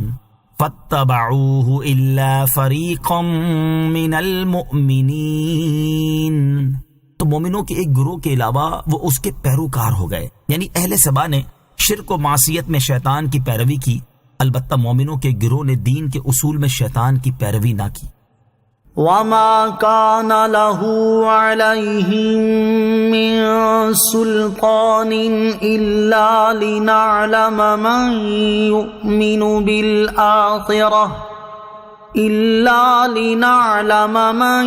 يُؤْمِنُ بِالْآخِرَةِ مِمَّنْ هُوَ مِنْهَا فِي شَكٍّ وَرَبُّكَ عَلَى كُلِّ شَيْءٍ حَفِيظٌ۔ ترجمہ، اور شیطان کا ان پر کچھ قابو نہ تھا مگر اس لیے کہ ہم دکھا دیں کہ کون آخرت پر ایمان لاتا اور کون اس کے بارے میں شک میں ہے۔ تیرا رب ہر چیز پر نگہبان ہے۔ وَمَا كَانَ لَهُ عَلَيْهِم مِّن سُلْطَانٍ، اور شیطان کا ان پر کچھ قابو نہ تھا، یعنی جن کے حق میں شیطان کا گمان پورا ہوا اور ان پر شیطان کو کچھ زبردستی نہ تھی، مگر ہم نے اس لیے شیطان کو ان پر مسلط کیا تاکہ ہم آخرت اور ایمان لانے والوں کو ان لوگوں سے ممتاز کر دیں جو اس کے بارے میں شک کرنے والے ہیں۔ اور اے حبیب صلی اللہ علیہ وسلم، آپ کا رب عز و جل ہر چیز پر نگہبان۔ قُلِ ادْعُوا الَّذِينَ زَعَمْتُم مِّن دُونِ اللَّهِ لَا يَمْلِكُونَ مِثْقَالَ مثقال ذرة في السماوات ولا في الأرض وما لهم فيهما من شرك وما له منهم من ظهير۔ ترجمہ، تم فرماؤ انہیں پکارو جنہیں اللہ کے سوا تم معبود سمجھتے ہو، وہ آسمانوں میں اور زمین میں ذرہ برابر کسی چیز کے مالک نہیں ہیں، اور ان کا ان دونوں میں کچھ حصہ ہے، اور نہ ان میں سے کوئی اللہ کا مددگار ہے۔ قل، تم فرماؤ، شکر کرنے والوں اور ناشکری کرنے والوں کے حالات اور ان کا انجام بیان کرنے کے بعد اب کفار مکہ سے کلام کیا جا رہا ہے۔ آیت کا خلاصہ یہ ہے کہ اے حبیب صلی اللہ تعالی علیہ وسلم، آپ مکہ مکرمہ کے کافروں سے فرما دیں کہ جن بتوں وغیرہ کو تم اللہ تعالیٰ کے سوا اپنا معبود سمجھتے ہو انہیں پکارو تاکہ وہ تم پر نازل ہونے والی مصیبتیں دور کر دیں، لیکن ایسا نہیں ہو سکتا کیونکہ وہ آسمانوں میں اور زمین میں ذرہ برابر کسی نفع اور نقصان کے مالک نہیں ہیں، اور نہ ان بتوں کا آسمان اور زمین میں کچھ حصہ ہے، اور نہ ان بتوں میں سے کوئی اللہ تعالیٰ کا مددگار ہے۔ یاد رہے کہ اس آیت میں کفر کی اجازت نہیں بلکہ کفار کے عقیدے کی برائی کا بیان ہے۔ نیز اس آیت میں نفع و نقصان کا مالک نہ ہونا بتوں کے لیے بیان کیا گیا ہے۔ اللہ تعالیٰ کے انبیاء علیہ الصلوۃ والسلام اور اولیاء رحمت اللہ تعالیٰ علیہم کے ساتھ اس آیت کا کوئی تعلق نہیں کہ یہ اللہ تعالیٰ کی عطا سے مخلوق کو نفع پہنچانے اور ان سے نقصان دور کرنے کی طاقت رکھتے ہیں، اور اس کے شواہد قرآن و حدیث میں بکثرت مقامات پر مذکور ہیں، جیسے سرکار دو عالم علیہ الصلوۃ والسلام کو کوثر کا مالک کیا، اور حضرت عیسیٰ علیہ الصلوۃ والسلام کو مردے زندہ کرنے اور بیماروں کو شفا دینے کی طاقت دی۔ ولا تنفع الشفاعة عنده إلا لمن أذن له حتى إذا فزع عن قلوبهم قالوا ماذا قال ربكم قالوا الحق وهو العلي الكبير۔ ترجمہ، اور اللہ کے پاس شفاعت کام نہیں دیتی مگر اس کی جس کے لیے وہ اجازت دے دے، یہاں تک کہ جب ان کے دلوں سے گھبراہٹ دور فرما دی جاتی ہے تو وہ ایک دوسرے سے کہتے ہیں تمہارے رب نے کیا فرمایا ہے؟ تو وہ کہتے ہیں حق فرمایا ہے، اور وہی بلندی والا بڑائی والا ہے۔ وَلَا تَنفَعُ الشَّفَاعَةُ عِندَهُ إِلَّا لِمَنْ أَذِنَ لَهُ، اور اللہ کے پاس شفاعت کام نہیں دیتی مگر جس کے لیے وہ اجازت دے دے۔ کفار یہ کہتے تھے کہ بت اللہ تعالیٰ کی بارگاہ میں ہماری شفاعت کریں گے، اور ان کا رد کرتے ہوئے اللہ تعالیٰ نے ارشاد فرمایا کہ قیامت کے دن اللہ تعالیٰ کے پاس صرف اسی کی شفاعت کام دے گی جس کے لیے وہ شفاعت کرنے کی اجازت دے دے، یہاں تک کہ جب شفاعت کی اجازت دے کر شفاعت کرنے والے مومنوں کے دلوں سے گھبراہٹ دور فرما دی جائے گی تو وہ خوشی میں ایک دوسرے سے پوچھیں گے کہ تم سے اللہ تعالیٰ نے کیا فرمایا؟ وہ جواب دیں گے کہ شفاعت کرنے والوں کو ایمانداروں کی شفاعت کی اجازت دی ہے، اور یہ شفاعت اور اجازت برحق ہے، اور اللہ تعالیٰ ہی بلندی والا بڑائی والا ہے۔ قل من يرزقكم من السماوات والأرض قل الله وإنا أو إياكم لعلى هدى أو في ضلال مبين۔ ترجمہ، تم فرماؤ کون ہے جو تمہیں آسمانوں اور زمین سے روزی دیتا ہے؟ تم خود ہی فرماؤ اللہ، اور بے شک ہم یا تم کوئی ایک ضرور ہدایت پر ہے یا کھلی گمراہی میں۔ قل من يرزقكم من السماوات والارض، تم فرماؤ کون ہے جو تمہیں آسمانوں اور زمین سے روزی دیتا ہے؟ یعنی اے حبیب صلی اللہ تعالی علیہ وآلہ وسلم، آپ بتوں کو اللہ تعالیٰ کا شریک ٹھہرانے والوں سے فرما دیں کہ آسمان سے بارش برسا کر اور زمین سے سبزہ اگا کر تمہیں روزی کون دیتا ہے؟ اگر مشرکین اس سوال کا جواب نہ دیں تو اے حبیب علیہ الصلوۃ والسلام آپ خود ہی فرما دیں کہ تمہیں اللہ تعالیٰ روزی دیتا ہے، کیونکہ اس سوال کا اس کے علاوہ اور کوئی جواب ہے ہی نہیں، اور فرما دیں کہ بے شک ہم یا تم دونوں فریقوں میں سے ایک ضرور ہدایت پر ہے یا کھلی گمراہی میں ہے۔ اور یہ ظاہر و یقینی اور قطعی بات ہے کہ جو شخص صرف اللہ تعالیٰ کو روزی دینے والا، پانی برسانے والا، سبزہ اگانے والا جانتے ہوئے بھی بتوں کو پوجے جو کہ کسی ایک ذرہ بھر چیز کے مالک نہیں، جیسا کہ اوپر آیات میں بیان ہو چکا، وہ یقیناً کھلی گمراہی میں ہے۔ قل لا تسألون عما أجرمنا ولا نسأل عما تعملون۔ ترجمہ، تم فرماؤ ہم نے تمہارے گمان میں اگر کوئی جرم کیا تو اس کے متعلق تم سے سوال نہیں کیا جائے گا، اور نہ ہم سے تمہارے اعمال کے بارے میں سوال ہوگا۔ قل، تم فرماؤ، یعنی اے حبیب صلی اللہ تعالی علیہ وسلم آپ ان مشرکین سے فرما دیں کہ ہم نے تمہارے گمان میں اگر کوئی جرم کیا تو اس کے بارے میں تم سے سوال نہیں کیا جائے گا، اور نہ ہم سے تمہارے اعمال کے بارے میں پوچھا جائے گا، بلکہ ہر شخص سے اس کے اپنے عمل کا سوال ہوگا اور ہر ایک اپنے عمل کی جزا پائے گا، لہذا تم اپنی فکر کرو اور اپنی اصلاح کی کوشش کرو۔ قل يجمع بيننا ربنا ثم يفتح بيننا بالحق وهو الفتاح العليم۔ ترجمہ، تم فرماؤ ہمارا رب ہم سب کو جمع کرے گا، پھر ہم میں سچا فیصلہ فرما دے گا، اور وہی بہترین فیصلہ کرنے والا، سب کچھ جاننے والا ہے۔ قل، تم فرماؤ، یعنی اے حبیب صلی اللہ تعالی علیہ وسلم، آپ ان مشرکین سے فرما دیں کہ قیامت کے دن حساب کی جگہ میں ہمارا رب ہم سب کو جمع کرے گا، پھر ہم میں سچا فیصلہ فرما دے گا، تو اہل حق کو جنت میں اور اہل باطل کو دوزخ میں داخل کرے گا، اور وہی بہترین فیصلہ کرنے والا، سب کچھ جاننے والا ہے۔ اللہ تعالیٰ کے دو اسماء الفتاح اور العلیم کے خواص، اس آیت کے آخر میں اللہ تعالیٰ کے دو اسماء الفتاح اور العلیم کا ذکر ہوا۔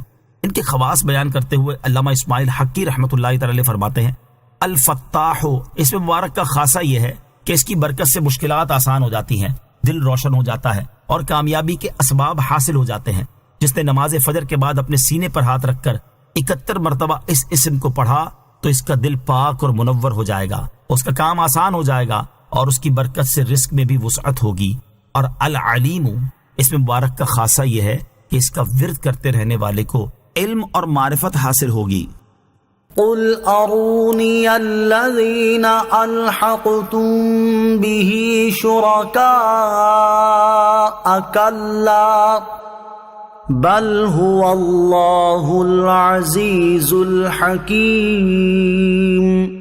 ترجمہ، تم فرماؤ مجھے دکھاؤ تو اپنے وہ معبود جنہیں تم نے اللہ کے ساتھ شریک بنا کر ملا رکھا ہے، ہرگز نہیں، بلکہ وہ اللہ ہی عزت والا، حکمت والا ہے۔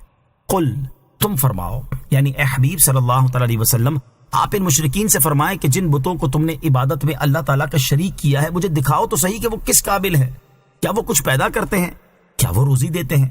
اور جب ان میں سے کچھ نہیں کر سکتے تو ان کو خدا کا شریک بنانا اور ان کی عبادت کرنا کیسی عظیم خطا ہے، لہٰذا اس سے باز آ جاؤ، وہ بت ہرگز اللہ تعالیٰ کے شریک نہیں، بلکہ وہ اللہ عز و جل ہی عزت والا، حکمت والا ہے، جبکہ تمہارے ذلیل اور خسیس شریکوں کو یہ بلند مرتبہ کہاں حاصل ہے۔ وما ارسلناک الا کافۃ للناس بشیرا ونذیرا ولکن اکثر الناس لا یعلمون۔ ترجمہ، ارے محبوب، ہم نے آپ کو تمام لوگوں کے لیے خوشخبری دینے والا اور ڈر سنانے والا بنا کر بھیجا ہے، لیکن بہت لوگ نہیں جانتے۔ وما ارسلناک الا کافۃ للناس بشیرا ونذیرا، اور اے محبوب، ہم نے آپ کو تمام لوگوں کے لیے خوشخبری دینے والا اور ڈر سنانے والا بنا کر بھیجا ہے، یعنی اے حبیب صلی اللہ تعالی علیہ وسلم، ہم نے آپ کو صرف آپ کی قوم کے مشرکین کی طرف ہی رسول بنا کر نہیں بھیجا، بلکہ آپ کو عربی، عجمی، گورے، کالے، تمام لوگوں کی طرف رسول بنا کر بھیجا ہے، اور ایمان والوں کے لیے اللہ تعالیٰ کے فضل کی خوشخبری دینے والا اور کافروں کے لیے اس کے عدل کا ڈر سنانے والا بنا کر بھیجا ہے۔ لیکن بہت سے لوگ اس بات کو نہیں جانتے اور اپنی جہالت کی وجہ سے آپ صلی اللہ تعالی علیہ وسلم کی مخالفت کرتے ہیں۔ رسول کریم صلی اللہ تعالی علیہ وسلم کی رسالت عام ہے۔ اس آیت سے معلوم ہوا کہ حضور سید المرسلین صلی اللہ تعالی علیہ وسلم کی رسالت عامہ ہے، تمام انسان اس کے احاطے میں ہیں، گورے ہوں یا کالے، عربی ہوں یا عجمی، پہلے ہوں یا بعد والے، سب کے لیے آپ علیہ الصلوۃ والسلام رسول ہیں، اور وہ سب آپ علیہ الصلوۃ والسلام کے امتی ہیں۔ یہ مضمون متعدد آیات میں بیان ہوا ہے، اور اسی موضوع پر بہت سی احادیث بھی ہیں۔ چنانچہ ایک روایت سماعت فرمائیں۔ حضرت جابر بن عبداللہ رضی اللہ تعالیٰ عنہ سے روایت ہے، اور یہ بخاری شریف کی حدیث ہے کہ تاجدار رسالت صلی اللہ تعالی علیہ وسلم نے ارشاد فرمایا، مجھے 5 چیزیں ایسی عطا فرمائی گئیں جو مجھ سے پہلے کسی نبی علیہ الصلوۃ والسلام کو نہ دی گئیں۔ نمبر 1 ماہ کی مسافت کے روب سے میری مدد کی گئی۔ نمبر 2 تمام زمین میرے لیے مسجد اور پاک کی گئی کہ جہاں میرے امتی کو نماز کا وقت ہو نماز پڑھے۔ نمبر 3 میرے لیے غنیمت حلال کی گئی جو کہ مجھ سے پہلے کسی کے لیے حلال نہ تھی۔ نمبر 4 مجھے مرتبہ شفاعت عطا کیا گیا۔ نمبر 5 انبیاء کرام علیہ الصلوۃ والسلام خاص اپنی قوم کی طرف مبعوث ہوتے تھے اور میں تمام انسانوں کی طرف مبعوث فرمایا گیا۔ اس حدیث میں سرکار دو عالم علیہ الصلوۃ والسلام کے مخصوص فضائل کا بیان ہے، جن میں سے ایک آپ علیہ الصلوۃ والسلام کی رسالت عامہ ہے جو کہ تمام جن و انس کو شامل ہے۔ خلاصہ یہ کہ حضور سید المرسلین صلی اللہ تعالی علیہ وسلم تمام مخلوق کے رسول ہیں، اور یہ مرتبہ خاص آپ علیہ الصلوۃ والسلام کا ہے جو کہ قرآن کریم کی آیات اور کثیر احادیث سے ثابت ہے۔ وَيَقُولُونَ مَتَى هَذَا الْوَعْدُ إِن كُنتُمْ صَادِقِينَ قُل لَّكُم مِّيعَادُ يَوْمٍ لَّا تَسْتَأْخِرُونَ عَنْهُ سَاعَةً وَلَا تَسْتَقْدِمُونَ۔ ترجمہ، اور کہتے ہیں کہ یہ وعدہ کب آئے گا اگر تم سچے ہو؟ تم فرماؤ تمہارے لیے ایک ایسے دن کا وعدہ ہے جس سے تم نہ ایک گھڑی پیچھے ہٹ سکو گے اور نہ آگے بڑھ سکو گے۔ وَيَقُولُونَ، اور کہتے ہیں۔ اس آیت اور اس کے بعد والی آیت کا خلاصہ یہ ہے کہ مشرکین اپنی جہالت کی وجہ سے کہتے ہیں کہ قیامت کا وعدہ کب آئے گا؟ اگر تم سچے ہو تو بتاؤ۔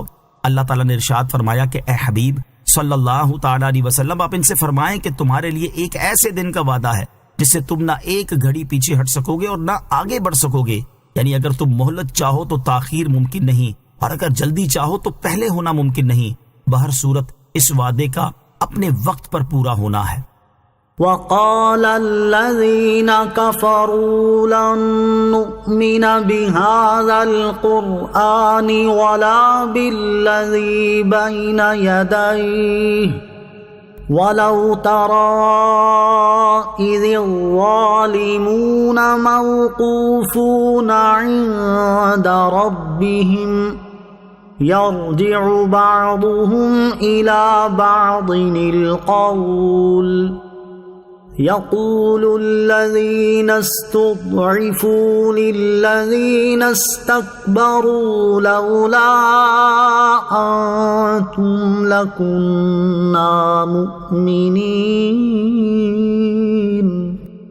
ترجمہ، اور کافروں نے کہا ہم ہرگز اس قرآن پر اور اس سے پہلی کتابوں پر ایمان نہیں لائیں گے، اور خوفناک منظر دیکھتے اگر تم دیکھ لیتے جب ظالم اپنے رب کے پاس کھڑے کیے جائیں گے، ان میں ایک دوسرے پر بات لوٹا دے گا، تو وہ جو دبے ہوئے تھے وہ بڑے بننے والوں سے کہیں گے اگر تم نہ ہوتے تو ہم ضرور ایمان والے ہوتے۔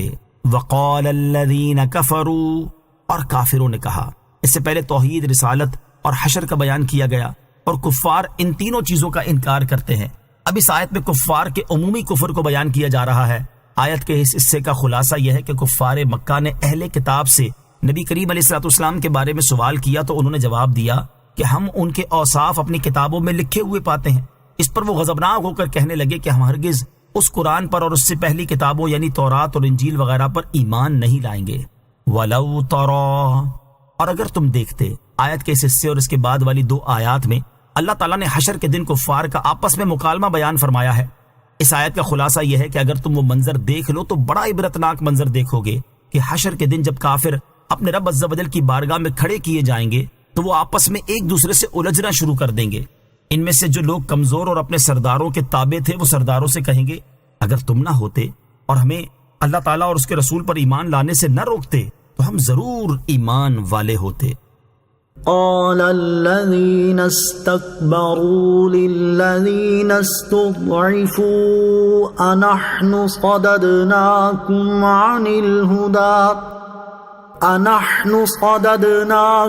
عن الهدى بعد إذ جاءكم بل كنتم مجرمين۔ ترجمہ، بڑے بننے والے دبے ہوئے لوگوں سے کہیں گے کہ ہم نے تمہیں ہدایت سے روکا تھا جبکہ وہ تمہارے پاس آئی تھی، بلکہ تم خود ہی مجرم تھے۔ قال الذین استکبروا للذین استضعفوا، بڑے بننے والے دبے ہوئے لوگوں سے کہیں گے، یعنی سردار اپنے تابع لوگوں کو جواب دیتے ہوئے کہیں گے جب تمہارے پاس ہدایت آئی تھی تو کیا اس وقت ہم نے تمہیں ہدایت سے روکا تھا؟ ایسا ہرگز نہیں ہوا، بلکہ تم نے خود اپنے اختیار سے گمراہی کو ترجیح دے کر کفر کیا تھا، نہ کہ ہمارے کہنے کی وجہ سے تم نے ایسا کیا۔ وقال الذين استضعفوا للذين استكبروا بل مكر الليل والنهار إذ تأمروننا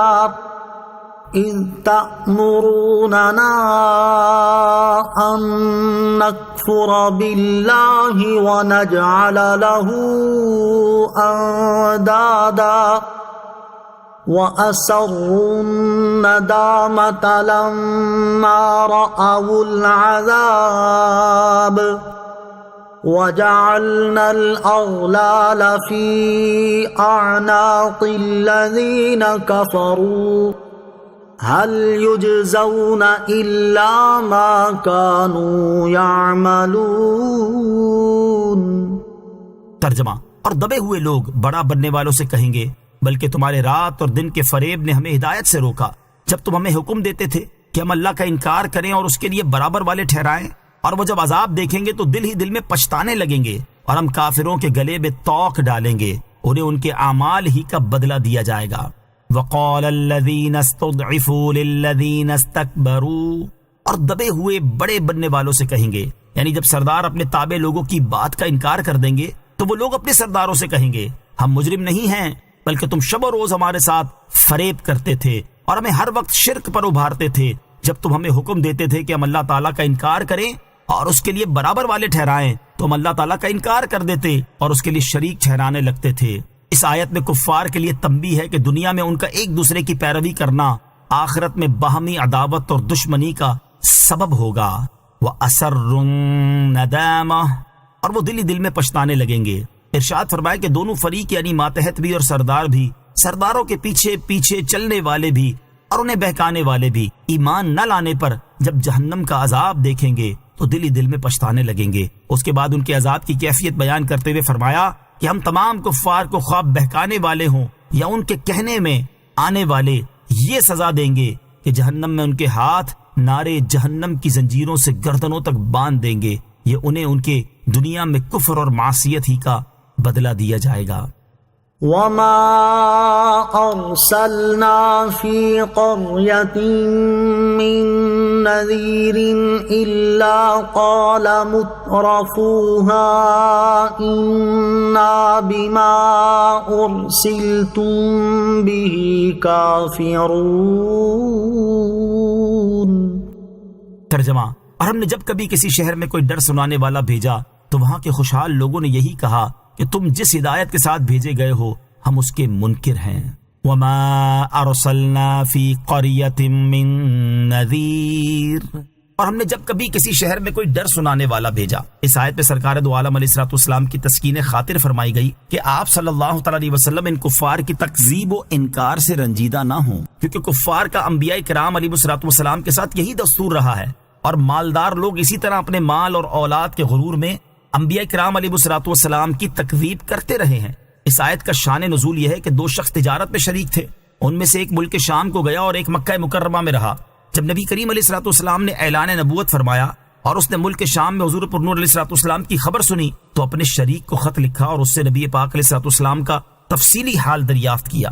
اس شریک نے جواب میں لکھا کہ محمد مصطفیٰ صلی اللہ تعالی علیہ وسلم نے اپنی نبوت کا اعلان تو کیا ہے لیکن چھوٹے درجے کے حقیر و غریب لوگوں کے علاوہ اور کسی نے ان کی پیروی نہیں کی۔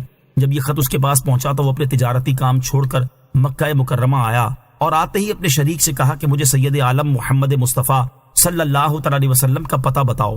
پتہ معلوم کر کے وہ شخص نبی پاک علیہ الصلوۃ والسلام کی خدمت میں حاضر ہوا اور عرض کی، آپ علیہ الصلوۃ والسلام دنیا کو کیا دعوت دیتے ہیں اور ہم سے کیا چاہتے ہیں؟ رسول کریم علیہ الصلوۃ والسلام نے ارشاد فرمایا، بت پرستی چھوڑ کر ایک اللہ تعالیٰ کی عبادت کرنا، اور آپ علیہ الصلوۃ والسلام نے اسے اسلام کے احکام بتائے۔ یہ باتیں اس کے دل میں اثر کر گئیں اور وہ شخص پچھلی کتابوں کا عالم بھی تھا۔ کہنے لگا، میں گواہی دیتا ہوں کہ آپ علیہ الصلوۃ والسلام بے شک اللہ تعالیٰ کے رسول ہے۔ نبی پاک علیہ الصلوۃ والسلام نے اس سے فرمایا، تم نے یہ کیسے جانا؟ اس نے کہا کہ جب کبھی کوئی نبی بھیجا گیا تو پہلے چھوٹے درجے کے غریب لوگ ہی اس کے تابع ہوئے، یہ سنت الہیہ ہمیشہ ہی جاری رہی ہے۔ اس پر یہ آیت کریمہ نازل ہوئی۔ مالداروں اور غریب لوگوں کا حال، اس آیت سے معلوم ہوا کہ اکثر مالدار ہی انبیاء کرام علیہ الصلوۃ والسلام کی مخالفت کرتے ہیں اور غریب لوگ ان کی پیروی کرتے ہیں۔ یہ قانون قیامت تک رہے گا کہ اکثر سردار اور مالدار گناہوں میں پیش پیش جبکہ غریب لوگ نیکیوں میں آگے آگے ہوں گے۔ آج بھی ہمارے معاشرے میں اس کی مثالیں دیکھی جا رہی ہیں۔ وَقَالُوا نَحْنُ أَكْثَرُ أَمْوَالًا وَأَوْلَادًا وَمَا نَحْنُ بِمُعَذَّبِينَ۔ ترجمہ، اور انہوں نے کہا ہم مال اور اولاد میں بڑھ کر ہیں اور ہمیں عذاب نہیں دیا جائے گا۔ وقالوا، اور انہوں نے کہا، یہاں مالدار کفار کے ایک باطل گمان کو بیان کیا گیا کہ انہوں نے کہا ہمارے اعمال اور افعال اللہ تعالیٰ کو پسند ہیں، کیونکہ اگر وہ ہمارے اعمال سے راضی نہ ہوتا تو دنیا میں ہمیں اتنا مال اور اولاد عطا نہ کرتا، اور جب ایسا ہے تو آخرت میں ہمیں عذاب بھی نہیں ہوگا، کیونکہ دنیا میں ہمیں عزت و اکرام سے نوازا گیا، تو اگر بالفرض قیامت واقع بھی ہوئی تو ہمیں وہاں بھی رسوا نہ کیا جائے گا۔ اللہ تعالیٰ نے ان کے اس خیال باطل کا ابطال فرما دیا کہ آخرت کے ثواب کو دنیا کی معیشت پر قیاس کرنا غلط ہے۔ قل ان ربی یبسط الرزق لمن یشاء ویقدر ولکن اکثر الناس لا یعلمون۔ ترجمہ، تم فرماؤ بے شک میرا رب جس کے لیے چاہتا ہے رزق وسیع کرتا ہے اور تنگ فرماتا ہے، لیکن بہت لوگ نہیں جانتے۔ قل، تم فرماؤ۔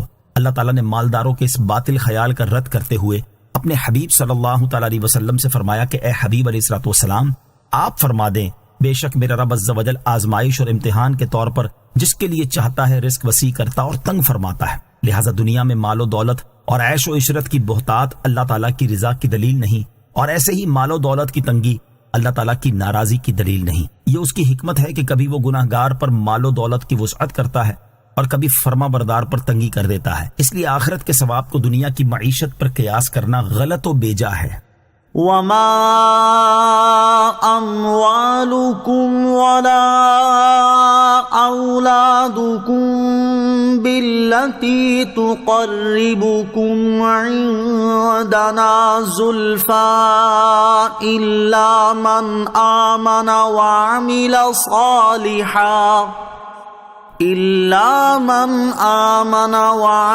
صالحا فأولئك لهم جزاء الضعف بما عملوا وهم في الغرفات آمنون۔ ترجمہ، اور تمہارے مال اور تمہاری اولاد اس قابل نہیں کہ تمہیں ہمارے قریب کر دیں، مگر وہ جو ایمان لایا اور اس نے نیک عمل کیا وہ ہمارے قریب ہے، ان لوگوں کے لیے ان کے اعمال کے بدلے میں کئی گنا جزا ہے، اور وہ جنت کے بالا خانوں میں امن و چین سے ہوں گے۔ وما اموالکم ولا اولادکم باللتی تقربکم عندنا زلفا، اور تمہارے مال اور تمہاری اولاد اس قابل نہیں کہ تمہیں ہمارے قریب کر دیں۔ کفار اپنے مال اور اولاد کی وجہ سے لوگوں پر فخر و تکبر کرتے تھے اور اپنے مال و اولاد کو اللہ تعالیٰ کے قرب کا سبب سمجھتے تھے۔ اس آیت میں اللہ تعالیٰ نے ارشاد فرما دیا کہ صالح مومن جو مال کو راہ خدا میں خرچ کرے اسی کا مال قرب خدا کا ذریعہ ہے، اور اس کے علاوہ کسی کے لیے اس کا مال قرب الہی کا سبب نہیں، اور یوں ہی اس مومن کی اولاد قرب الہی کا ذریعہ ہے جو انہیں نیک عمل سکھائے، دین کی تعلیم دے اور صالح و متقی بنائے، ورنہ کسی کی اولاد اس کے لیے قرب خداوندی کا سبب نہیں۔ یہ بھی یاد رہے کہ صالح مومنین کے لیے ایک نیکی کے بدلے 10 سے لے کر 700 گنا تک، بلکہ اس سے بھی زیادہ جتنی خدا چاہے جزا ہے، اور وہ جنت کے بالا خانوں میں امن و چین سے ہوں گے۔ مال اور اولاد سے متعلق مسلمانوں کا حال۔ فی زمانہ مسلمانوں میں بھی مال اور اولاد کی وجہ سے لوگوں پر فخر و تکبر کرنے، غریب اور بے اولاد لوگوں کو حقیر سمجھنے، اولاد کی کثرت اور مال و دولت کی بہتات کو اللہ تعالیٰ کے قرب کا ذریعہ تصور کرنے کا مرض عام ہے۔ یوں ہی اپنی اولاد کو خاطر خواہ دینی تعلیم دینے اور تقوی و پرہیزگاری سکھانے کی بجائے صرف دنیاوی علوم و فنون کی تعلیم و تربیت پر بھرپور توجہ دینے کی وبا بھی عام ہے۔ اللہ تعالیٰ ارشاد فرماتا ہے اَيَحْسَبُونَ أَنَّمَا نُمِدُّهُمْ بِهِ مِن مَالٍ وَبَنِينَ نُسَارِعُ لَهُمْ فِي الْخَيْرَاتِ بَل لَّا يَشْعُرُونَ۔ ترجمہ، کیا یہ خیال کر رہے ہیں کہ وہ جو ہم مال اور بیٹوں کے ساتھ ان کی مدد کر رہے ہیں تو یہ ہم ان کے لیے بھلائیوں میں جلدی کر رہے ہیں، بلکہ انہیں خبر نہیں۔ اور ارشاد فرماتا ہے وَاعْلَمُوا أَنَّمَا أَمْوَالُكُمْ وَأَوْلَادُكُمْ فِتْنَةٌ وَأَنَّ اللَّهَ عِندَهُ أَجْرٌ عَظِيمٌ۔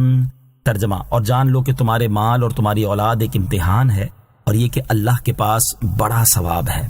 اور حضرت ابو ہریرہ رضی اللہ تعالیٰ عنہ سے روایت ہے، حضور پر نور علیہ الصلوۃ والسلام نے ارشاد فرمایا، اللہ تعالیٰ تمہاری صورتوں اور تمہارے مال و دولت کی طرف نہیں دیکھتا، البتہ وہ تمہارے دلوں اور تمہارے اعمال کو دیکھتا ہے۔ اللہ تعالیٰ مسلمانوں کو ہدایت عطا فرمائے، آمین۔ والذین یسعون فی آیاتنا معاجزین اولئک فی العذاب محضرون۔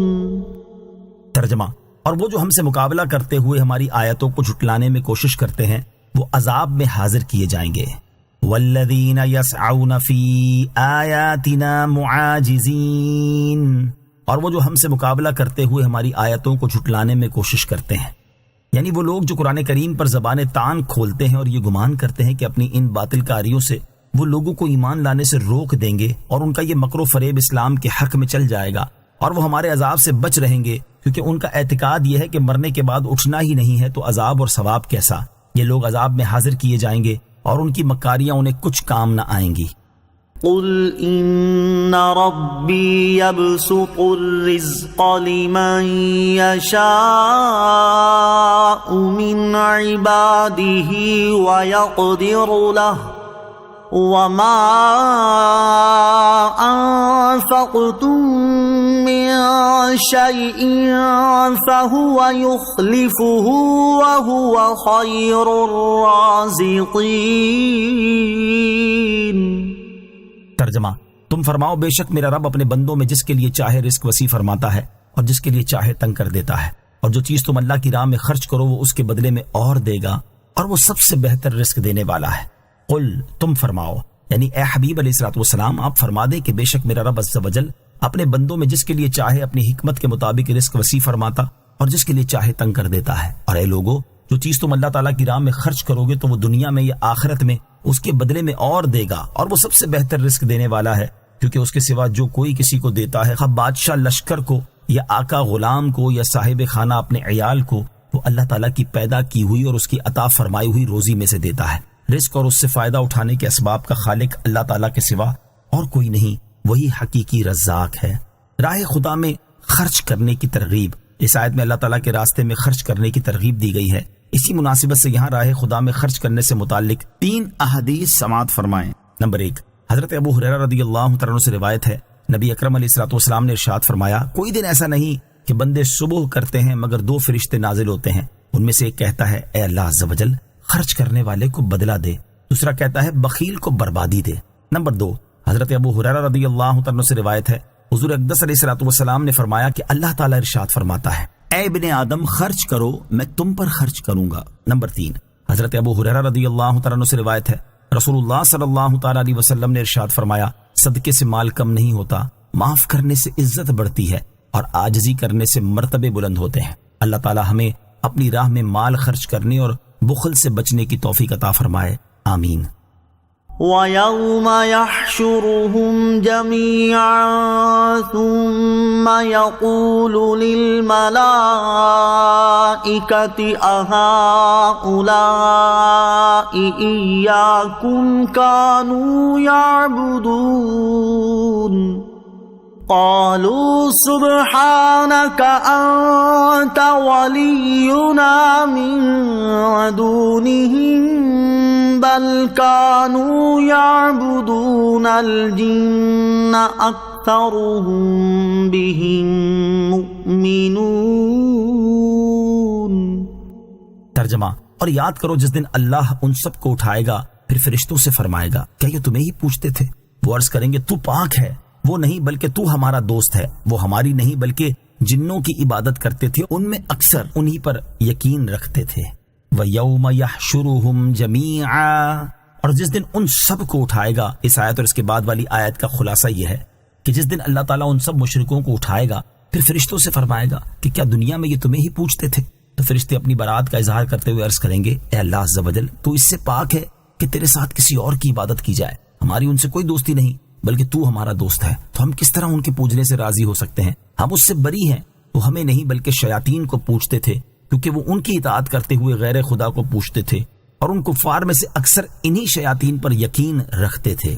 فَالْيَوْمَ لَا يَمْلِكُ بَعْضُكُمْ لِبَعْضٍ نَفْعًا وَلَا ضَرًّا وَنَقُولُ لِلَّذِينَ ظَلَمُوا ذُوقُوا عَذَابَ النَّارِ الَّتِي كُنتُم بِهَا تُكَذِّبُونَ۔ ترجمہ: تو آج تم میں کوئی دوسرے کے لیے کسی نفع اور نقصان کا مالک نہیں ہے، اور ہم ظالموں سے فرمائیں گے اس آگ کا عذاب چکھو جسے تم جھٹلاتے تھے۔ فَالْيَوْمَ لَا يَمْلِكُ بَعْضُكُمْ لِبَعْضٍ نَفْعًا وَلَا ضَرًّا، تو آج تم میں کوئی دوسرے کے لیے کسی نفع اور نقصان کا مالک نہیں ہے۔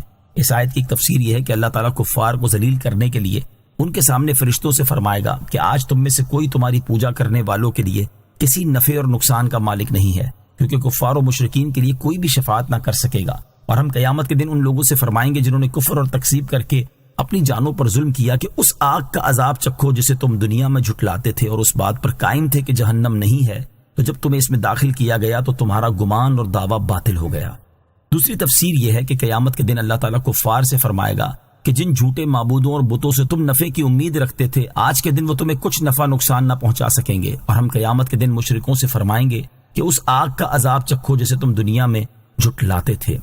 وَإِذَا تُتْلَى عَلَيْهِمْ آيَاتُنَا بَيِّنَاتٍ قَالُوا مَا هَذَا إِلَّا رَجُلٌ يُرِيدُ أَن يَصُدَّكُمْ عَمَّا كَانَ يَعْبُدُ آبَاؤُكُمْ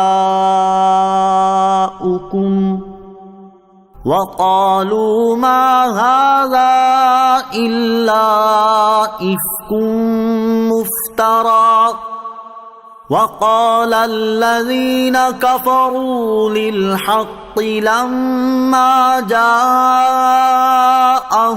إِنْ هَذَا إِلَّا سِحْرٌ مُبِينٌ۔ ترجمہ: اور جب ان پر ہماری روشن آیتیں پڑھی جائیں تو وہ کہتے ہیں یہ صرف ایک مرد ہے جو تمہیں تمہارے باپ دادا کے معبودوں سے روکنا چاہتا ہے، اور وہ کہتے ہیں یہ قرآن تو ایک گھڑا ہوا بہتان ہے، اور کافروں نے حق کو کہا جب وہ ان کے پاس آیا یہ تو صرف ایک کھلا جادو ہے۔ وَإِذَا تُتْلَى عَلَيْهِمْ آيَاتُنَا بَيِّنَاتٍ، اور جب ان پر ہماری روشن آیتیں پڑھی جائیں۔ اس آیت میں حضور سید المرسلین علیہ الصلوۃ والسلام اور قرآن پاک کے بارے میں کفار کے بیہودہ الزامات ذکر کیے جا رہے ہیں۔ آیت کا خلاصہ یہ ہے کہ جب مکہ کے مشرکین کے سامنے سید عالم محمد مصطفیٰ صلی اللہ علیہ وسلم کی زبان سے توحید کی حقیقت اور شرک کے بطلان پر مشتمل قرآن کی روشن آیتیں پڑھی جائیں تو وہ سرور عالم علیہ الصلوۃ والسلام کی طرف اشارہ کرتے ہوئے کہتے ہیں کہ یہ صرف ایک مرد ہے جو تمہیں تمہارے باپ دادا کے معبودوں یعنی بتوں سے روکنا چاہتا ہے، اور وہ قرآن شریف کے بارے میں کہتے ہیں کہ یہ تو ایک ایسا کلام ہے جو گھڑا ہوا ہے اور اللہ تعالیٰ کی طرف اس کی نسبت جھوٹی ہے۔ اور کافروں کے پاس جب قرآن آیا تو اس کے بارے میں انہوں نے کہا کہ یہ تو صرف ایک کھلا جادو ہے۔ شرعی احکام کے مقابلے میں آباء و اجداد کی رسم کو ترجیح دینا کفار کا کام ہے۔ اس آیت سے معلوم ہوا کہ اپنے باپ دادوں کی رسم کو شرعی احکام کے مقابلے میں ترجیح دینا کفار کا کام ہے۔ اس سے ان لوگوں کو نصیحت حاصل کرنی چاہیے جو غیر شرعی رسوم پر عمل کرنے کی یہ دلیل دیتے ہیں کہ ہمارے بڑے بوڑھے سب اسی طرح کرتے آئے ہیں، اور شرعی حکم بتانے والے سے کہتے ہیں کہ ہماری عمر گزر گئی، ہم نے تو کبھی ایسا نہیں سنا، تم پتہ نہیں کہاں سے نئے نئے مسئلے نکال لاتے ہو۔ اللہ تعالیٰ انہیں عقل سلیم عطا فرمائے، آمین۔ وَمَا آتَيْنَاهُم مِّن كُتُبٍ يَدْرُسُونَهَا وَمَا أَرْسَلْنَا إِلَيْهِمْ قَبْلَكَ مِن نَّذِيرٍ۔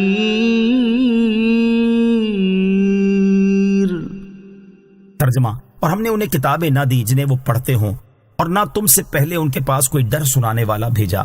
وَمَا آتَيْنَاهُم مِّن كُتُبٍ يَدْرُسُونَهَا، اور ہم نے انہیں کتابیں نہ دی جنہیں وہ پڑھتے ہوں، یعنی اے حبیب علیہ الصلوۃ والسلام آپ سے پہلے عرب کے مشرکین کے پاس نہ کوئی کتاب آئی جس میں شرک صحیح ہونے پر کوئی دلیل ہو، اور نہ ان کے پاس کوئی رسول آیا جس کی طرف یہ لوگ اپنے دین کو منسوب کر سکیں، تو یہ جس خیال پر ہیں ان کے پاس اس کی کوئی دلیل نہیں، وہ صرف ان کے نفس کا فریب ہے۔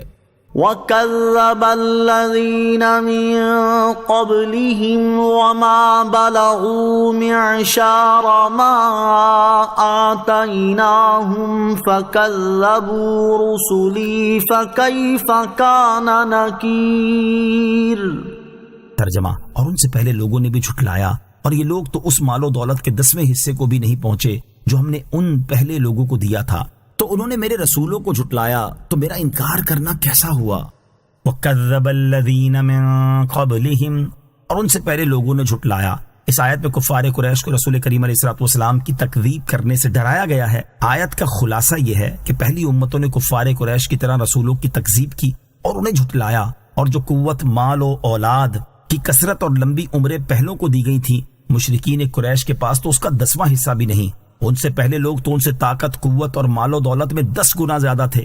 پھر پہلے تکذیب کرنے والوں نے جب میرے رسولوں کو جھٹلایا تو میں نے اپنے عذاب سے انہیں ہلاک کر دیا، اور ان کی طاقت و قوت اور مال و دولت کوئی چیز بھی کام نہ آئی۔ تو ان کفار قریش کی کیا حقیقت ہے؟ انہیں سابقہ امتوں پر نازل ہونے والے عذاب سے ڈرنا چاہیے۔ قُلْ إِنَّمَا أَعِظُكُم بِوَاحِدَةٍ أَن تَقُومُوا لِلَّهِ مَثْنَىٰ وَفُرَادَىٰ ثُمَّ تَتَفَكَّرُوا مَا بِصَاحِبِكُم مِّن جِنَّةٍ إِنْ هُوَ إِلَّا نَذِيرٌ لَّكُم بَيْنَ يَدَيْ عَذَابٍ شَدِيدٍ۔ ترجمہ، تم فرماؤ میں تمہیں ایک نصیحت کرتا ہوں، تم اللہ کے لیے کھڑے رہو، دو دو ہو کر اور اکیلے اکیلے، پھر تم غور و فکر کرو تو تم جان جاؤ گے کہ تمہارے ان صاحب میں جنون کی کوئی بات نہیں، وہ تو تمہیں ایک سخت عذاب سے پہلے صرف ڈرانے والے ہیں۔ قل انما اعظکم بواحدہ، تم فرماؤ میں تمہیں ایک نصیحت کرتا ہوں، یعنی اے حبیب صلی اللہ تعالی علیہ وسلم آپ فرما دے کہ اے لوگوں میں تمہیں ایک نصیحت کرتا ہوں، اگر تم نے اس پر عمل کیا تو تم پر حق واضح ہو جائے گا، تم وساوس و شبہات اور گمراہی کی مصیبت سے نجات پا جاؤ گے۔ وہ نصیحت یہ ہے کہ تم اپنے آپ کو طرفداری اور تعصب سے خالی کر کے محض طلب حق کی نیت سے اللہ تعالیٰ کے لیے دو دو ہو کر کھڑے رہو، تاکہ باہم مشورہ کر سکو اور ہر ایک دوسرے سے اپنی فکر اور سوچ کا نتیجہ بیان کر سکے، اور دونوں انصاف کے ساتھ غور کر سکیں، اور اکیلے اکیلے کھڑے رہو تاکہ مجمع اور اژدہام سے طبیعت میں وحشت پیدا نہ ہو، اور تعصب، طرفداری، مقابلہ اور لحاظ وغیرہ سے طبیعت پاک رہیں، اور اپنے دل میں انصاف کرنے کا موقع ملے۔ پھر تم سوچو اور سید المرسلین صلی اللہ تعالی علیہ وسلم کے بارے میں غور کرو کہ کیا جیسا کہ کفار آپ کی طرف جنون کی نسبت کرتے ہیں، اس میں سچائی کا کچھ شائبہ بھی ہے؟ تمہارے اپنے تجربے میں قریش میں یا پوری بنی نوع انسان میں کوئی شخص بھی اس مرتبے کا عقل مند نظر آیا ہے کہ ایسا ذہین، ایسا صاحب الرائے دیکھا ہے، ایسا سچا، ایسا پاک نفس کوئی اور بھی پایا ہے؟ جب تمہارا نفس حکم کر دے اور تمہارا ضمیر مان لے کہ حضور اقدس علیہ الصلوۃ والسلام ان اوصاف میں یکتا ہیں، تو تم یقین جانو کہ تمہارے ان صاحب میں جنون کی کوئی بات نہیں، وہ تو اللہ تعالیٰ کے نبی ہیں اور تمہیں آخرت کے عذاب سے پہلے صرف ڈرانے والے ہیں۔ قُلْ مَا سَأَلْتُكُم مِّنْ أَجْرٍ فَهُوَ لَكُمْ إِنْ أَجْرِيَ إِلَّا عَلَى اللَّهِ وَهُوَ عَلَى كُلِّ شَيْءٍ شَهِيدٌ۔ ترجمہ، تم فرماؤ میں نے تم سے اس تبلیغ پر کوئی معاوضہ مانگا ہو تو وہ تمہارے لیے، میرا اجر تو اللہ ہی پر ہے اور وہ ہر چیز پر گواہ ہے۔ قل، تم فرماؤ، اس آیت کا خلاصہ یہ ہے کہ اے حبیب صلی اللہ تعالی علیہ وسلم آپ کفار سے فرما دیں کہ میں نصیحت و ہدایت اور تبلیغ و رسالت پر تم سے کوئی معاوضہ طلب نہیں کرتا، اگر میں نے تم سے اس تبلیغ پر کوئی معاوضہ مانگا ہو تو وہ تمہیں ہی مبارک ہو، اسے اپنے پاس سنبھال کر رکھو، میرا اجر و ثواب تو اللہ تعالیٰ ہی کے ذمہ کرم پر ہے اور وہ ہر چیز پر گواہ ہے، لہٰذا وہ جانتا ہے کہ میں نے تمہیں نصیحت کرنے اور اس کی طرف بلانے پر صرف اسی سے اجر طلب کیا ہے۔ قُلْ إِنَّ رَبِّي يَقْذِفُ بِالْحَقِّ عَلَّامُ الْغُيُوبِ۔ ترجمہ، تم فرماؤ بے شک تمام پوشیدہ چیزوں کا جاننے والا میرا رب حق القا فرماتا ہے۔ قُلْ إِنَّ رَبِّي يَقْذِفُ بِالْحَقِّ، تم فرماؤ بے شک میرا رب حق القا فرماتا ہے۔ اس آیت کا ایک معنی یہ ہے کہ اے حبیب علیہ الصلوۃ والسلام آپ فرما دیں کہ بے شک میرا رب عز و جل اپنے انبیاء علیہ الصلوۃ والسلام کی طرف وحی نازل فرماتا ہے، اور اور زمین و آسمان میں مخلوق سے پوشیدہ ہر چیز کو سب سے زیادہ جاننے والا ہے۔ دوسرا معنی یہ ہے کہ اے حبیب علیہ الصلوۃ والسلام، آپ فرما دے کہ میرا رب باطل پر حق کی ضرب مارتا ہے تو وہ اس کا دماغ توڑ کر رکھ دیتا ہے اور اسے مٹا دیتا ہے، اور اللہ تعالیٰ مخلوق سے پوشیدہ تمام چیزوں کو سب سے زیادہ جاننے والا ہے۔ قل جاء الحق وما يبدئ الباطل وما يعيد۔ ترجمہ، تم فرماؤ حق آ گیا اور باطل کی نہ ابتدا رہے اور نہ لوٹ کر آئے۔ قل، تم فرماؤ، یعنی اے حبیب علیہ الصلوۃ والسلام آپ فرما دے کہ حق یعنی قرآن اور اسلام آ گیا، اور باطل یعنی شرک و کفر مٹ گیا، نہ اس کی ابتدا رہی نہ اس کا اعادہ۔ مراد یہ ہے کہ وہ ہلاک ہو گیا اور اس کا کوئی اثر باقی نہ بچا۔ سر کے بل بت گر پڑے۔ حضرت عبداللہ ابن مسعود رضی اللہ تعالیٰ عنہ سے مروی ہے کہ فتح مکہ کے دن جب تاجدار رسالت علیہ الصلوۃ والسلام مکہ مکرمہ میں داخل ہوئے تو اس وقت خانہ کعبہ کے گرد 360 بت نصب تھے۔ آپ علیہ الصلوۃ والسلام نے یہ فرماتے ہوئے اپنے ہاتھ میں موجود چھڑی سے ان بتوں کو گرانا شروع کر دیا کہ جاء الحق وزهق الباطل۔ ترجمہ، حق آیا اور باطل مٹ گیا۔ جاء الحق وما يبدئ الباطل وما يعيد۔ حق آ گیا اور باطل کی نہ ابتدا رہے اور نہ لوٹ کر آئے۔ قل إن ضللت فإنما أضل على نفسي وإن اهتديت فبما يوحي إلي ربي إنه سميع قريب۔ ترجمہ، تم فرماؤ اگر میں بھٹک جاؤں تو اپنی جان کے خلاف ہی بھٹکوں گا، اور اگر میں نے ہدایت پائی ہے تو اس وحی کے سبب جو میرا رب میری طرف بھیجتا ہے، بے شک وہ سننے والا نزدیک ہے۔ قل، تم فرماؤ، کفار مکہ حضور سید المرسلین صلی اللہ تعالیٰ علیہ وسلم سے کہتے تھے کہ آپ گمراہ ہو گئے ہیں۔ معاذ اللہ تعالی، اللہ تعالیٰ نے اپنے حبیب علیہ الصلوۃ والسلام کو حکم دیا کہ آپ علیہ الصلوۃ والسلام ان سے فرما دیں اگر یہ فرض کیا جائے کہ میں بھٹک گیا تو اس کا وبال میرے نفس پر ہے، اور اگر میں نے ہدایت پائی ہے تو حکمت و بیان کی اس وحی کے سبب ہدایت پائی ہے جو میرا رب عز و جل میری طرف بھیجتا ہے، کیونکہ راہ یاب ہونا اسی کی توفیق و ہدایت پر ہے۔ تمام انبیاء کرام علیہ الصلوۃ والسلام معصوم ہیں۔ یاد رہے کہ انبیاء کرام علیہ الصلوۃ والسلام سب معصوم ہوتے ہیں کہ ان سے گناہ نہیں ہو سکتا، اور حضور پرنور علیہ الصلوۃ والسلام تو انبیاء کرام علیہ الصلوۃ والسلام کے بھی سردار ہیں۔ مخلوق کو نیکیوں کی راہیں آپ علیہ الصلوۃ والسلام کی پیروی سے ملتی ہیں۔ اس جلیل مقام اور بلند مرتبے پر فائز ہونے کے باوجود آپ علیہ الصلوۃ والسلام کو حکم دیا گیا کہ دلالت کی نسبت فرضی بات کے طور پر اپنے نفس کی طرف مائل فرمائیں تاکہ مخلوق کو معلوم ہو کہ دلالت کا منشا یعنی پیدا کرنے کی جگہ انسان کا نفس ہے۔ جب انسان کو اس پر چھوڑ دیا جاتا ہے تو اس میں دلالت پیدا ہوتی ہے، اور ہدایت اللہ تعالیٰ کی رحمت و توفیق سے حاصل ہوتی ہے، نفس اس کے پیدا ہونے کی جگہ نہیں۔ انہ سمیع قریب، بے شک وہ سننے والا نزدیک ہے۔ ارشاد فرمایا کہ بے شک اللہ تعالیٰ سننے والا نزدیک ہے، ہر راہ یاب اور گمراہ کو جانتا ہے اور ان کے عمل و کردار سے باخبر ہے۔ کوئی کتنا ہی چھپائے کسی کا حال اس سے چھپ نہیں سکتا۔ قرآن کریم کے اعجاز سے متعلق ایک حکایت۔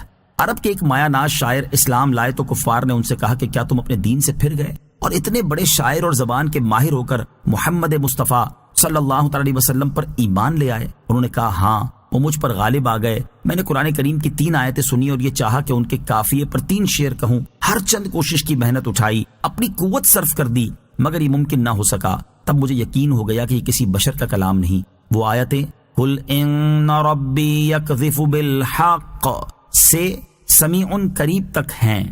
وَلَوْ تَرَى إِذْ فَزِعُوا فَلَا فَوْتَ وَأُخِذُوا مِن مَّكَانٍ قَرِيبٍ۔ ترجمہ، اور کسی طرح تم دیکھتے جب وہ گھبرائے ہوئے ہوں گے پھر بچ کر نکلنا ممکن نہ ہوگا، اور ایک قریب کی جگہ سے انہیں پکڑ لیا جائے گا۔ وَلَوْ تَرَى إِذْ فَزِعُوا، اور اگر تم دیکھتے جب وہ گھبرائے ہوئے ہوں گے۔ اس آیت کا خلاصہ یہ ہے کہ اگر آپ اس وقت کفار کو دیکھتے تو بڑا ہولناک منظر دیکھتے جب وہ موت کے وقت یا قبر سے اٹھنے کے وقت یا بدر کے دن گھبرائے ہوئے ہوں گے۔ پھر ان کے لیے اللہ تعالیٰ کے عذاب سے بچ کر نکلنا ممکن نہ ہوگا، اور نہ ہی وہ کسی جگہ بھاگ کر یا پناہ لے کر اس سے نجات حاصل کر سکیں گے، اور وہ جہاں بھی ہوں گے انہیں ایک قریب کی جگہ سے پکڑ لیا جائے گا، کیونکہ وہ کہیں بھی ہوں اللہ تعالیٰ کی پکڑ سے دور نہیں ہو سکتے۔ اس وقت وہ حق کی معرفت کے لیے مجبور ہوں گے۔ وَقَالُوا آمَنَّا بِهِ وَأَنَّا لَهُمُ التناوش من مكان بعيد وقد كفروا به من قبل ويقذفون بالغيب من مكان بعيد. ترجمہ: اور کہیں گے ہم اس پر ایمان لائے اور اب ان کی جگہ دور کی جگہ سے ایمان پا لینا کیسے ہوگا، حالانکہ وہ پہلے اس کا انکار کر چکے اور بغیر دیکھے ہی دور کی جگہ سے پھینکتے تھے. وقالوا، اور کہیں گے. اس آیت اور اس کے بعد والی آیت کا خلاصہ یہ ہے کہ جب وہ عذاب دیکھیں گے تو کہیں گے کہ ہم نبی اکرم علیہ الصلوۃ والسلام پر ایمان لائے. اللہ تعالیٰ ارشاد فرماتا ہے کہ اب وہ مکلف ہونے کی جگہ یعنی دنیا سے دور ہو کر توبہ و ایمان کیسے پا سکیں گے، حالانکہ عذاب دیکھنے سے پہلے وہ اس کا انکار کر چکے ہیں. وحیل بینہم وبین ما یشتہون کما فعل باشیاعہم من قبل انہم کانوا فی شک مریب. ترجمہ: اور ان کے درمیان اور ان کی چاہت کے درمیان رکاوٹ ڈال دی گئی جیسے ان کے پہلے گروہوں کے ساتھ کیا گیا تھا، بے شک وہ دھوکہ ڈالنے والے شک میں تھے. وحیل بینہم وبین ما یشتہون، اور ان کے درمیان اور ان کی چاہت کے درمیان رکاوٹ ڈال دی گئی، یعنی کفار کے درمیان اور ان کی چاہت توبہ و ایمان قبول کرنے کے درمیان رکاوٹ ڈال دی گئی جیسے ان کے پہلے گروہوں کے ساتھ کیا گیا تھا کہ ان کی توبہ و ایمان نا امیدی کے وقت قبول نہ فرمائی گئی. بے شک کفار ایمانیات کے متعلق دھوکہ ڈالنے والے شک میں تھے. صحابہ کرام رضی اللہ تعالیٰ عنہم قرآن پاک کی آیات پہ بہت غور و فکر کیا کرتے تھے. ایک مرتبہ حضرت عبداللہ ابن عمر رضی اللہ تعالیٰ عنہما نے ٹھنڈا پانی پیا تو رونے لگ گئے. ان سے عرض کی گئی کہ آپ کو کیا چیز رلا رہی ہے؟ آپ رضی اللہ تعالیٰ عنہ نے فرمایا مجھے اللہ تعالیٰ کی کتاب میں سے یہ آیت یاد آ گئی تھی، وحیل بینہم وبین ما یشتہون، اور مجھے معلوم ہوا ہے کہ جہنمی صرف ٹھنڈے پانی کی خواہش کریں گے. اللہ تعالیٰ ارشاد فرماتا ہے اور جہنمی جنتیوں کو پکاریں گے ان افیدوا علینا من الماء او مما رزقکم اللہ. ترجمہ: کہ ہمیں کچھ پانی دے دو یا اس رزق سے کچھ دے دو جو اللہ نے تمہیں دیا ہے. ان مقدس ہستیوں کے نقش قدم پر چلتے ہوئے ہمیں بھی چاہیے کہ قرآن مجید کی آیات میں غور و فکر کیا کریں اور ان میں بیان کیے گئے مضامین اور دیگر چیزوں سے عبرت اور نصیحت حاصل کیا کریں. اللہ تعالی ہمیں اس کی توفیق عطا فرمائے. آمین. آمنت باللہ صدق اللہ العظیم.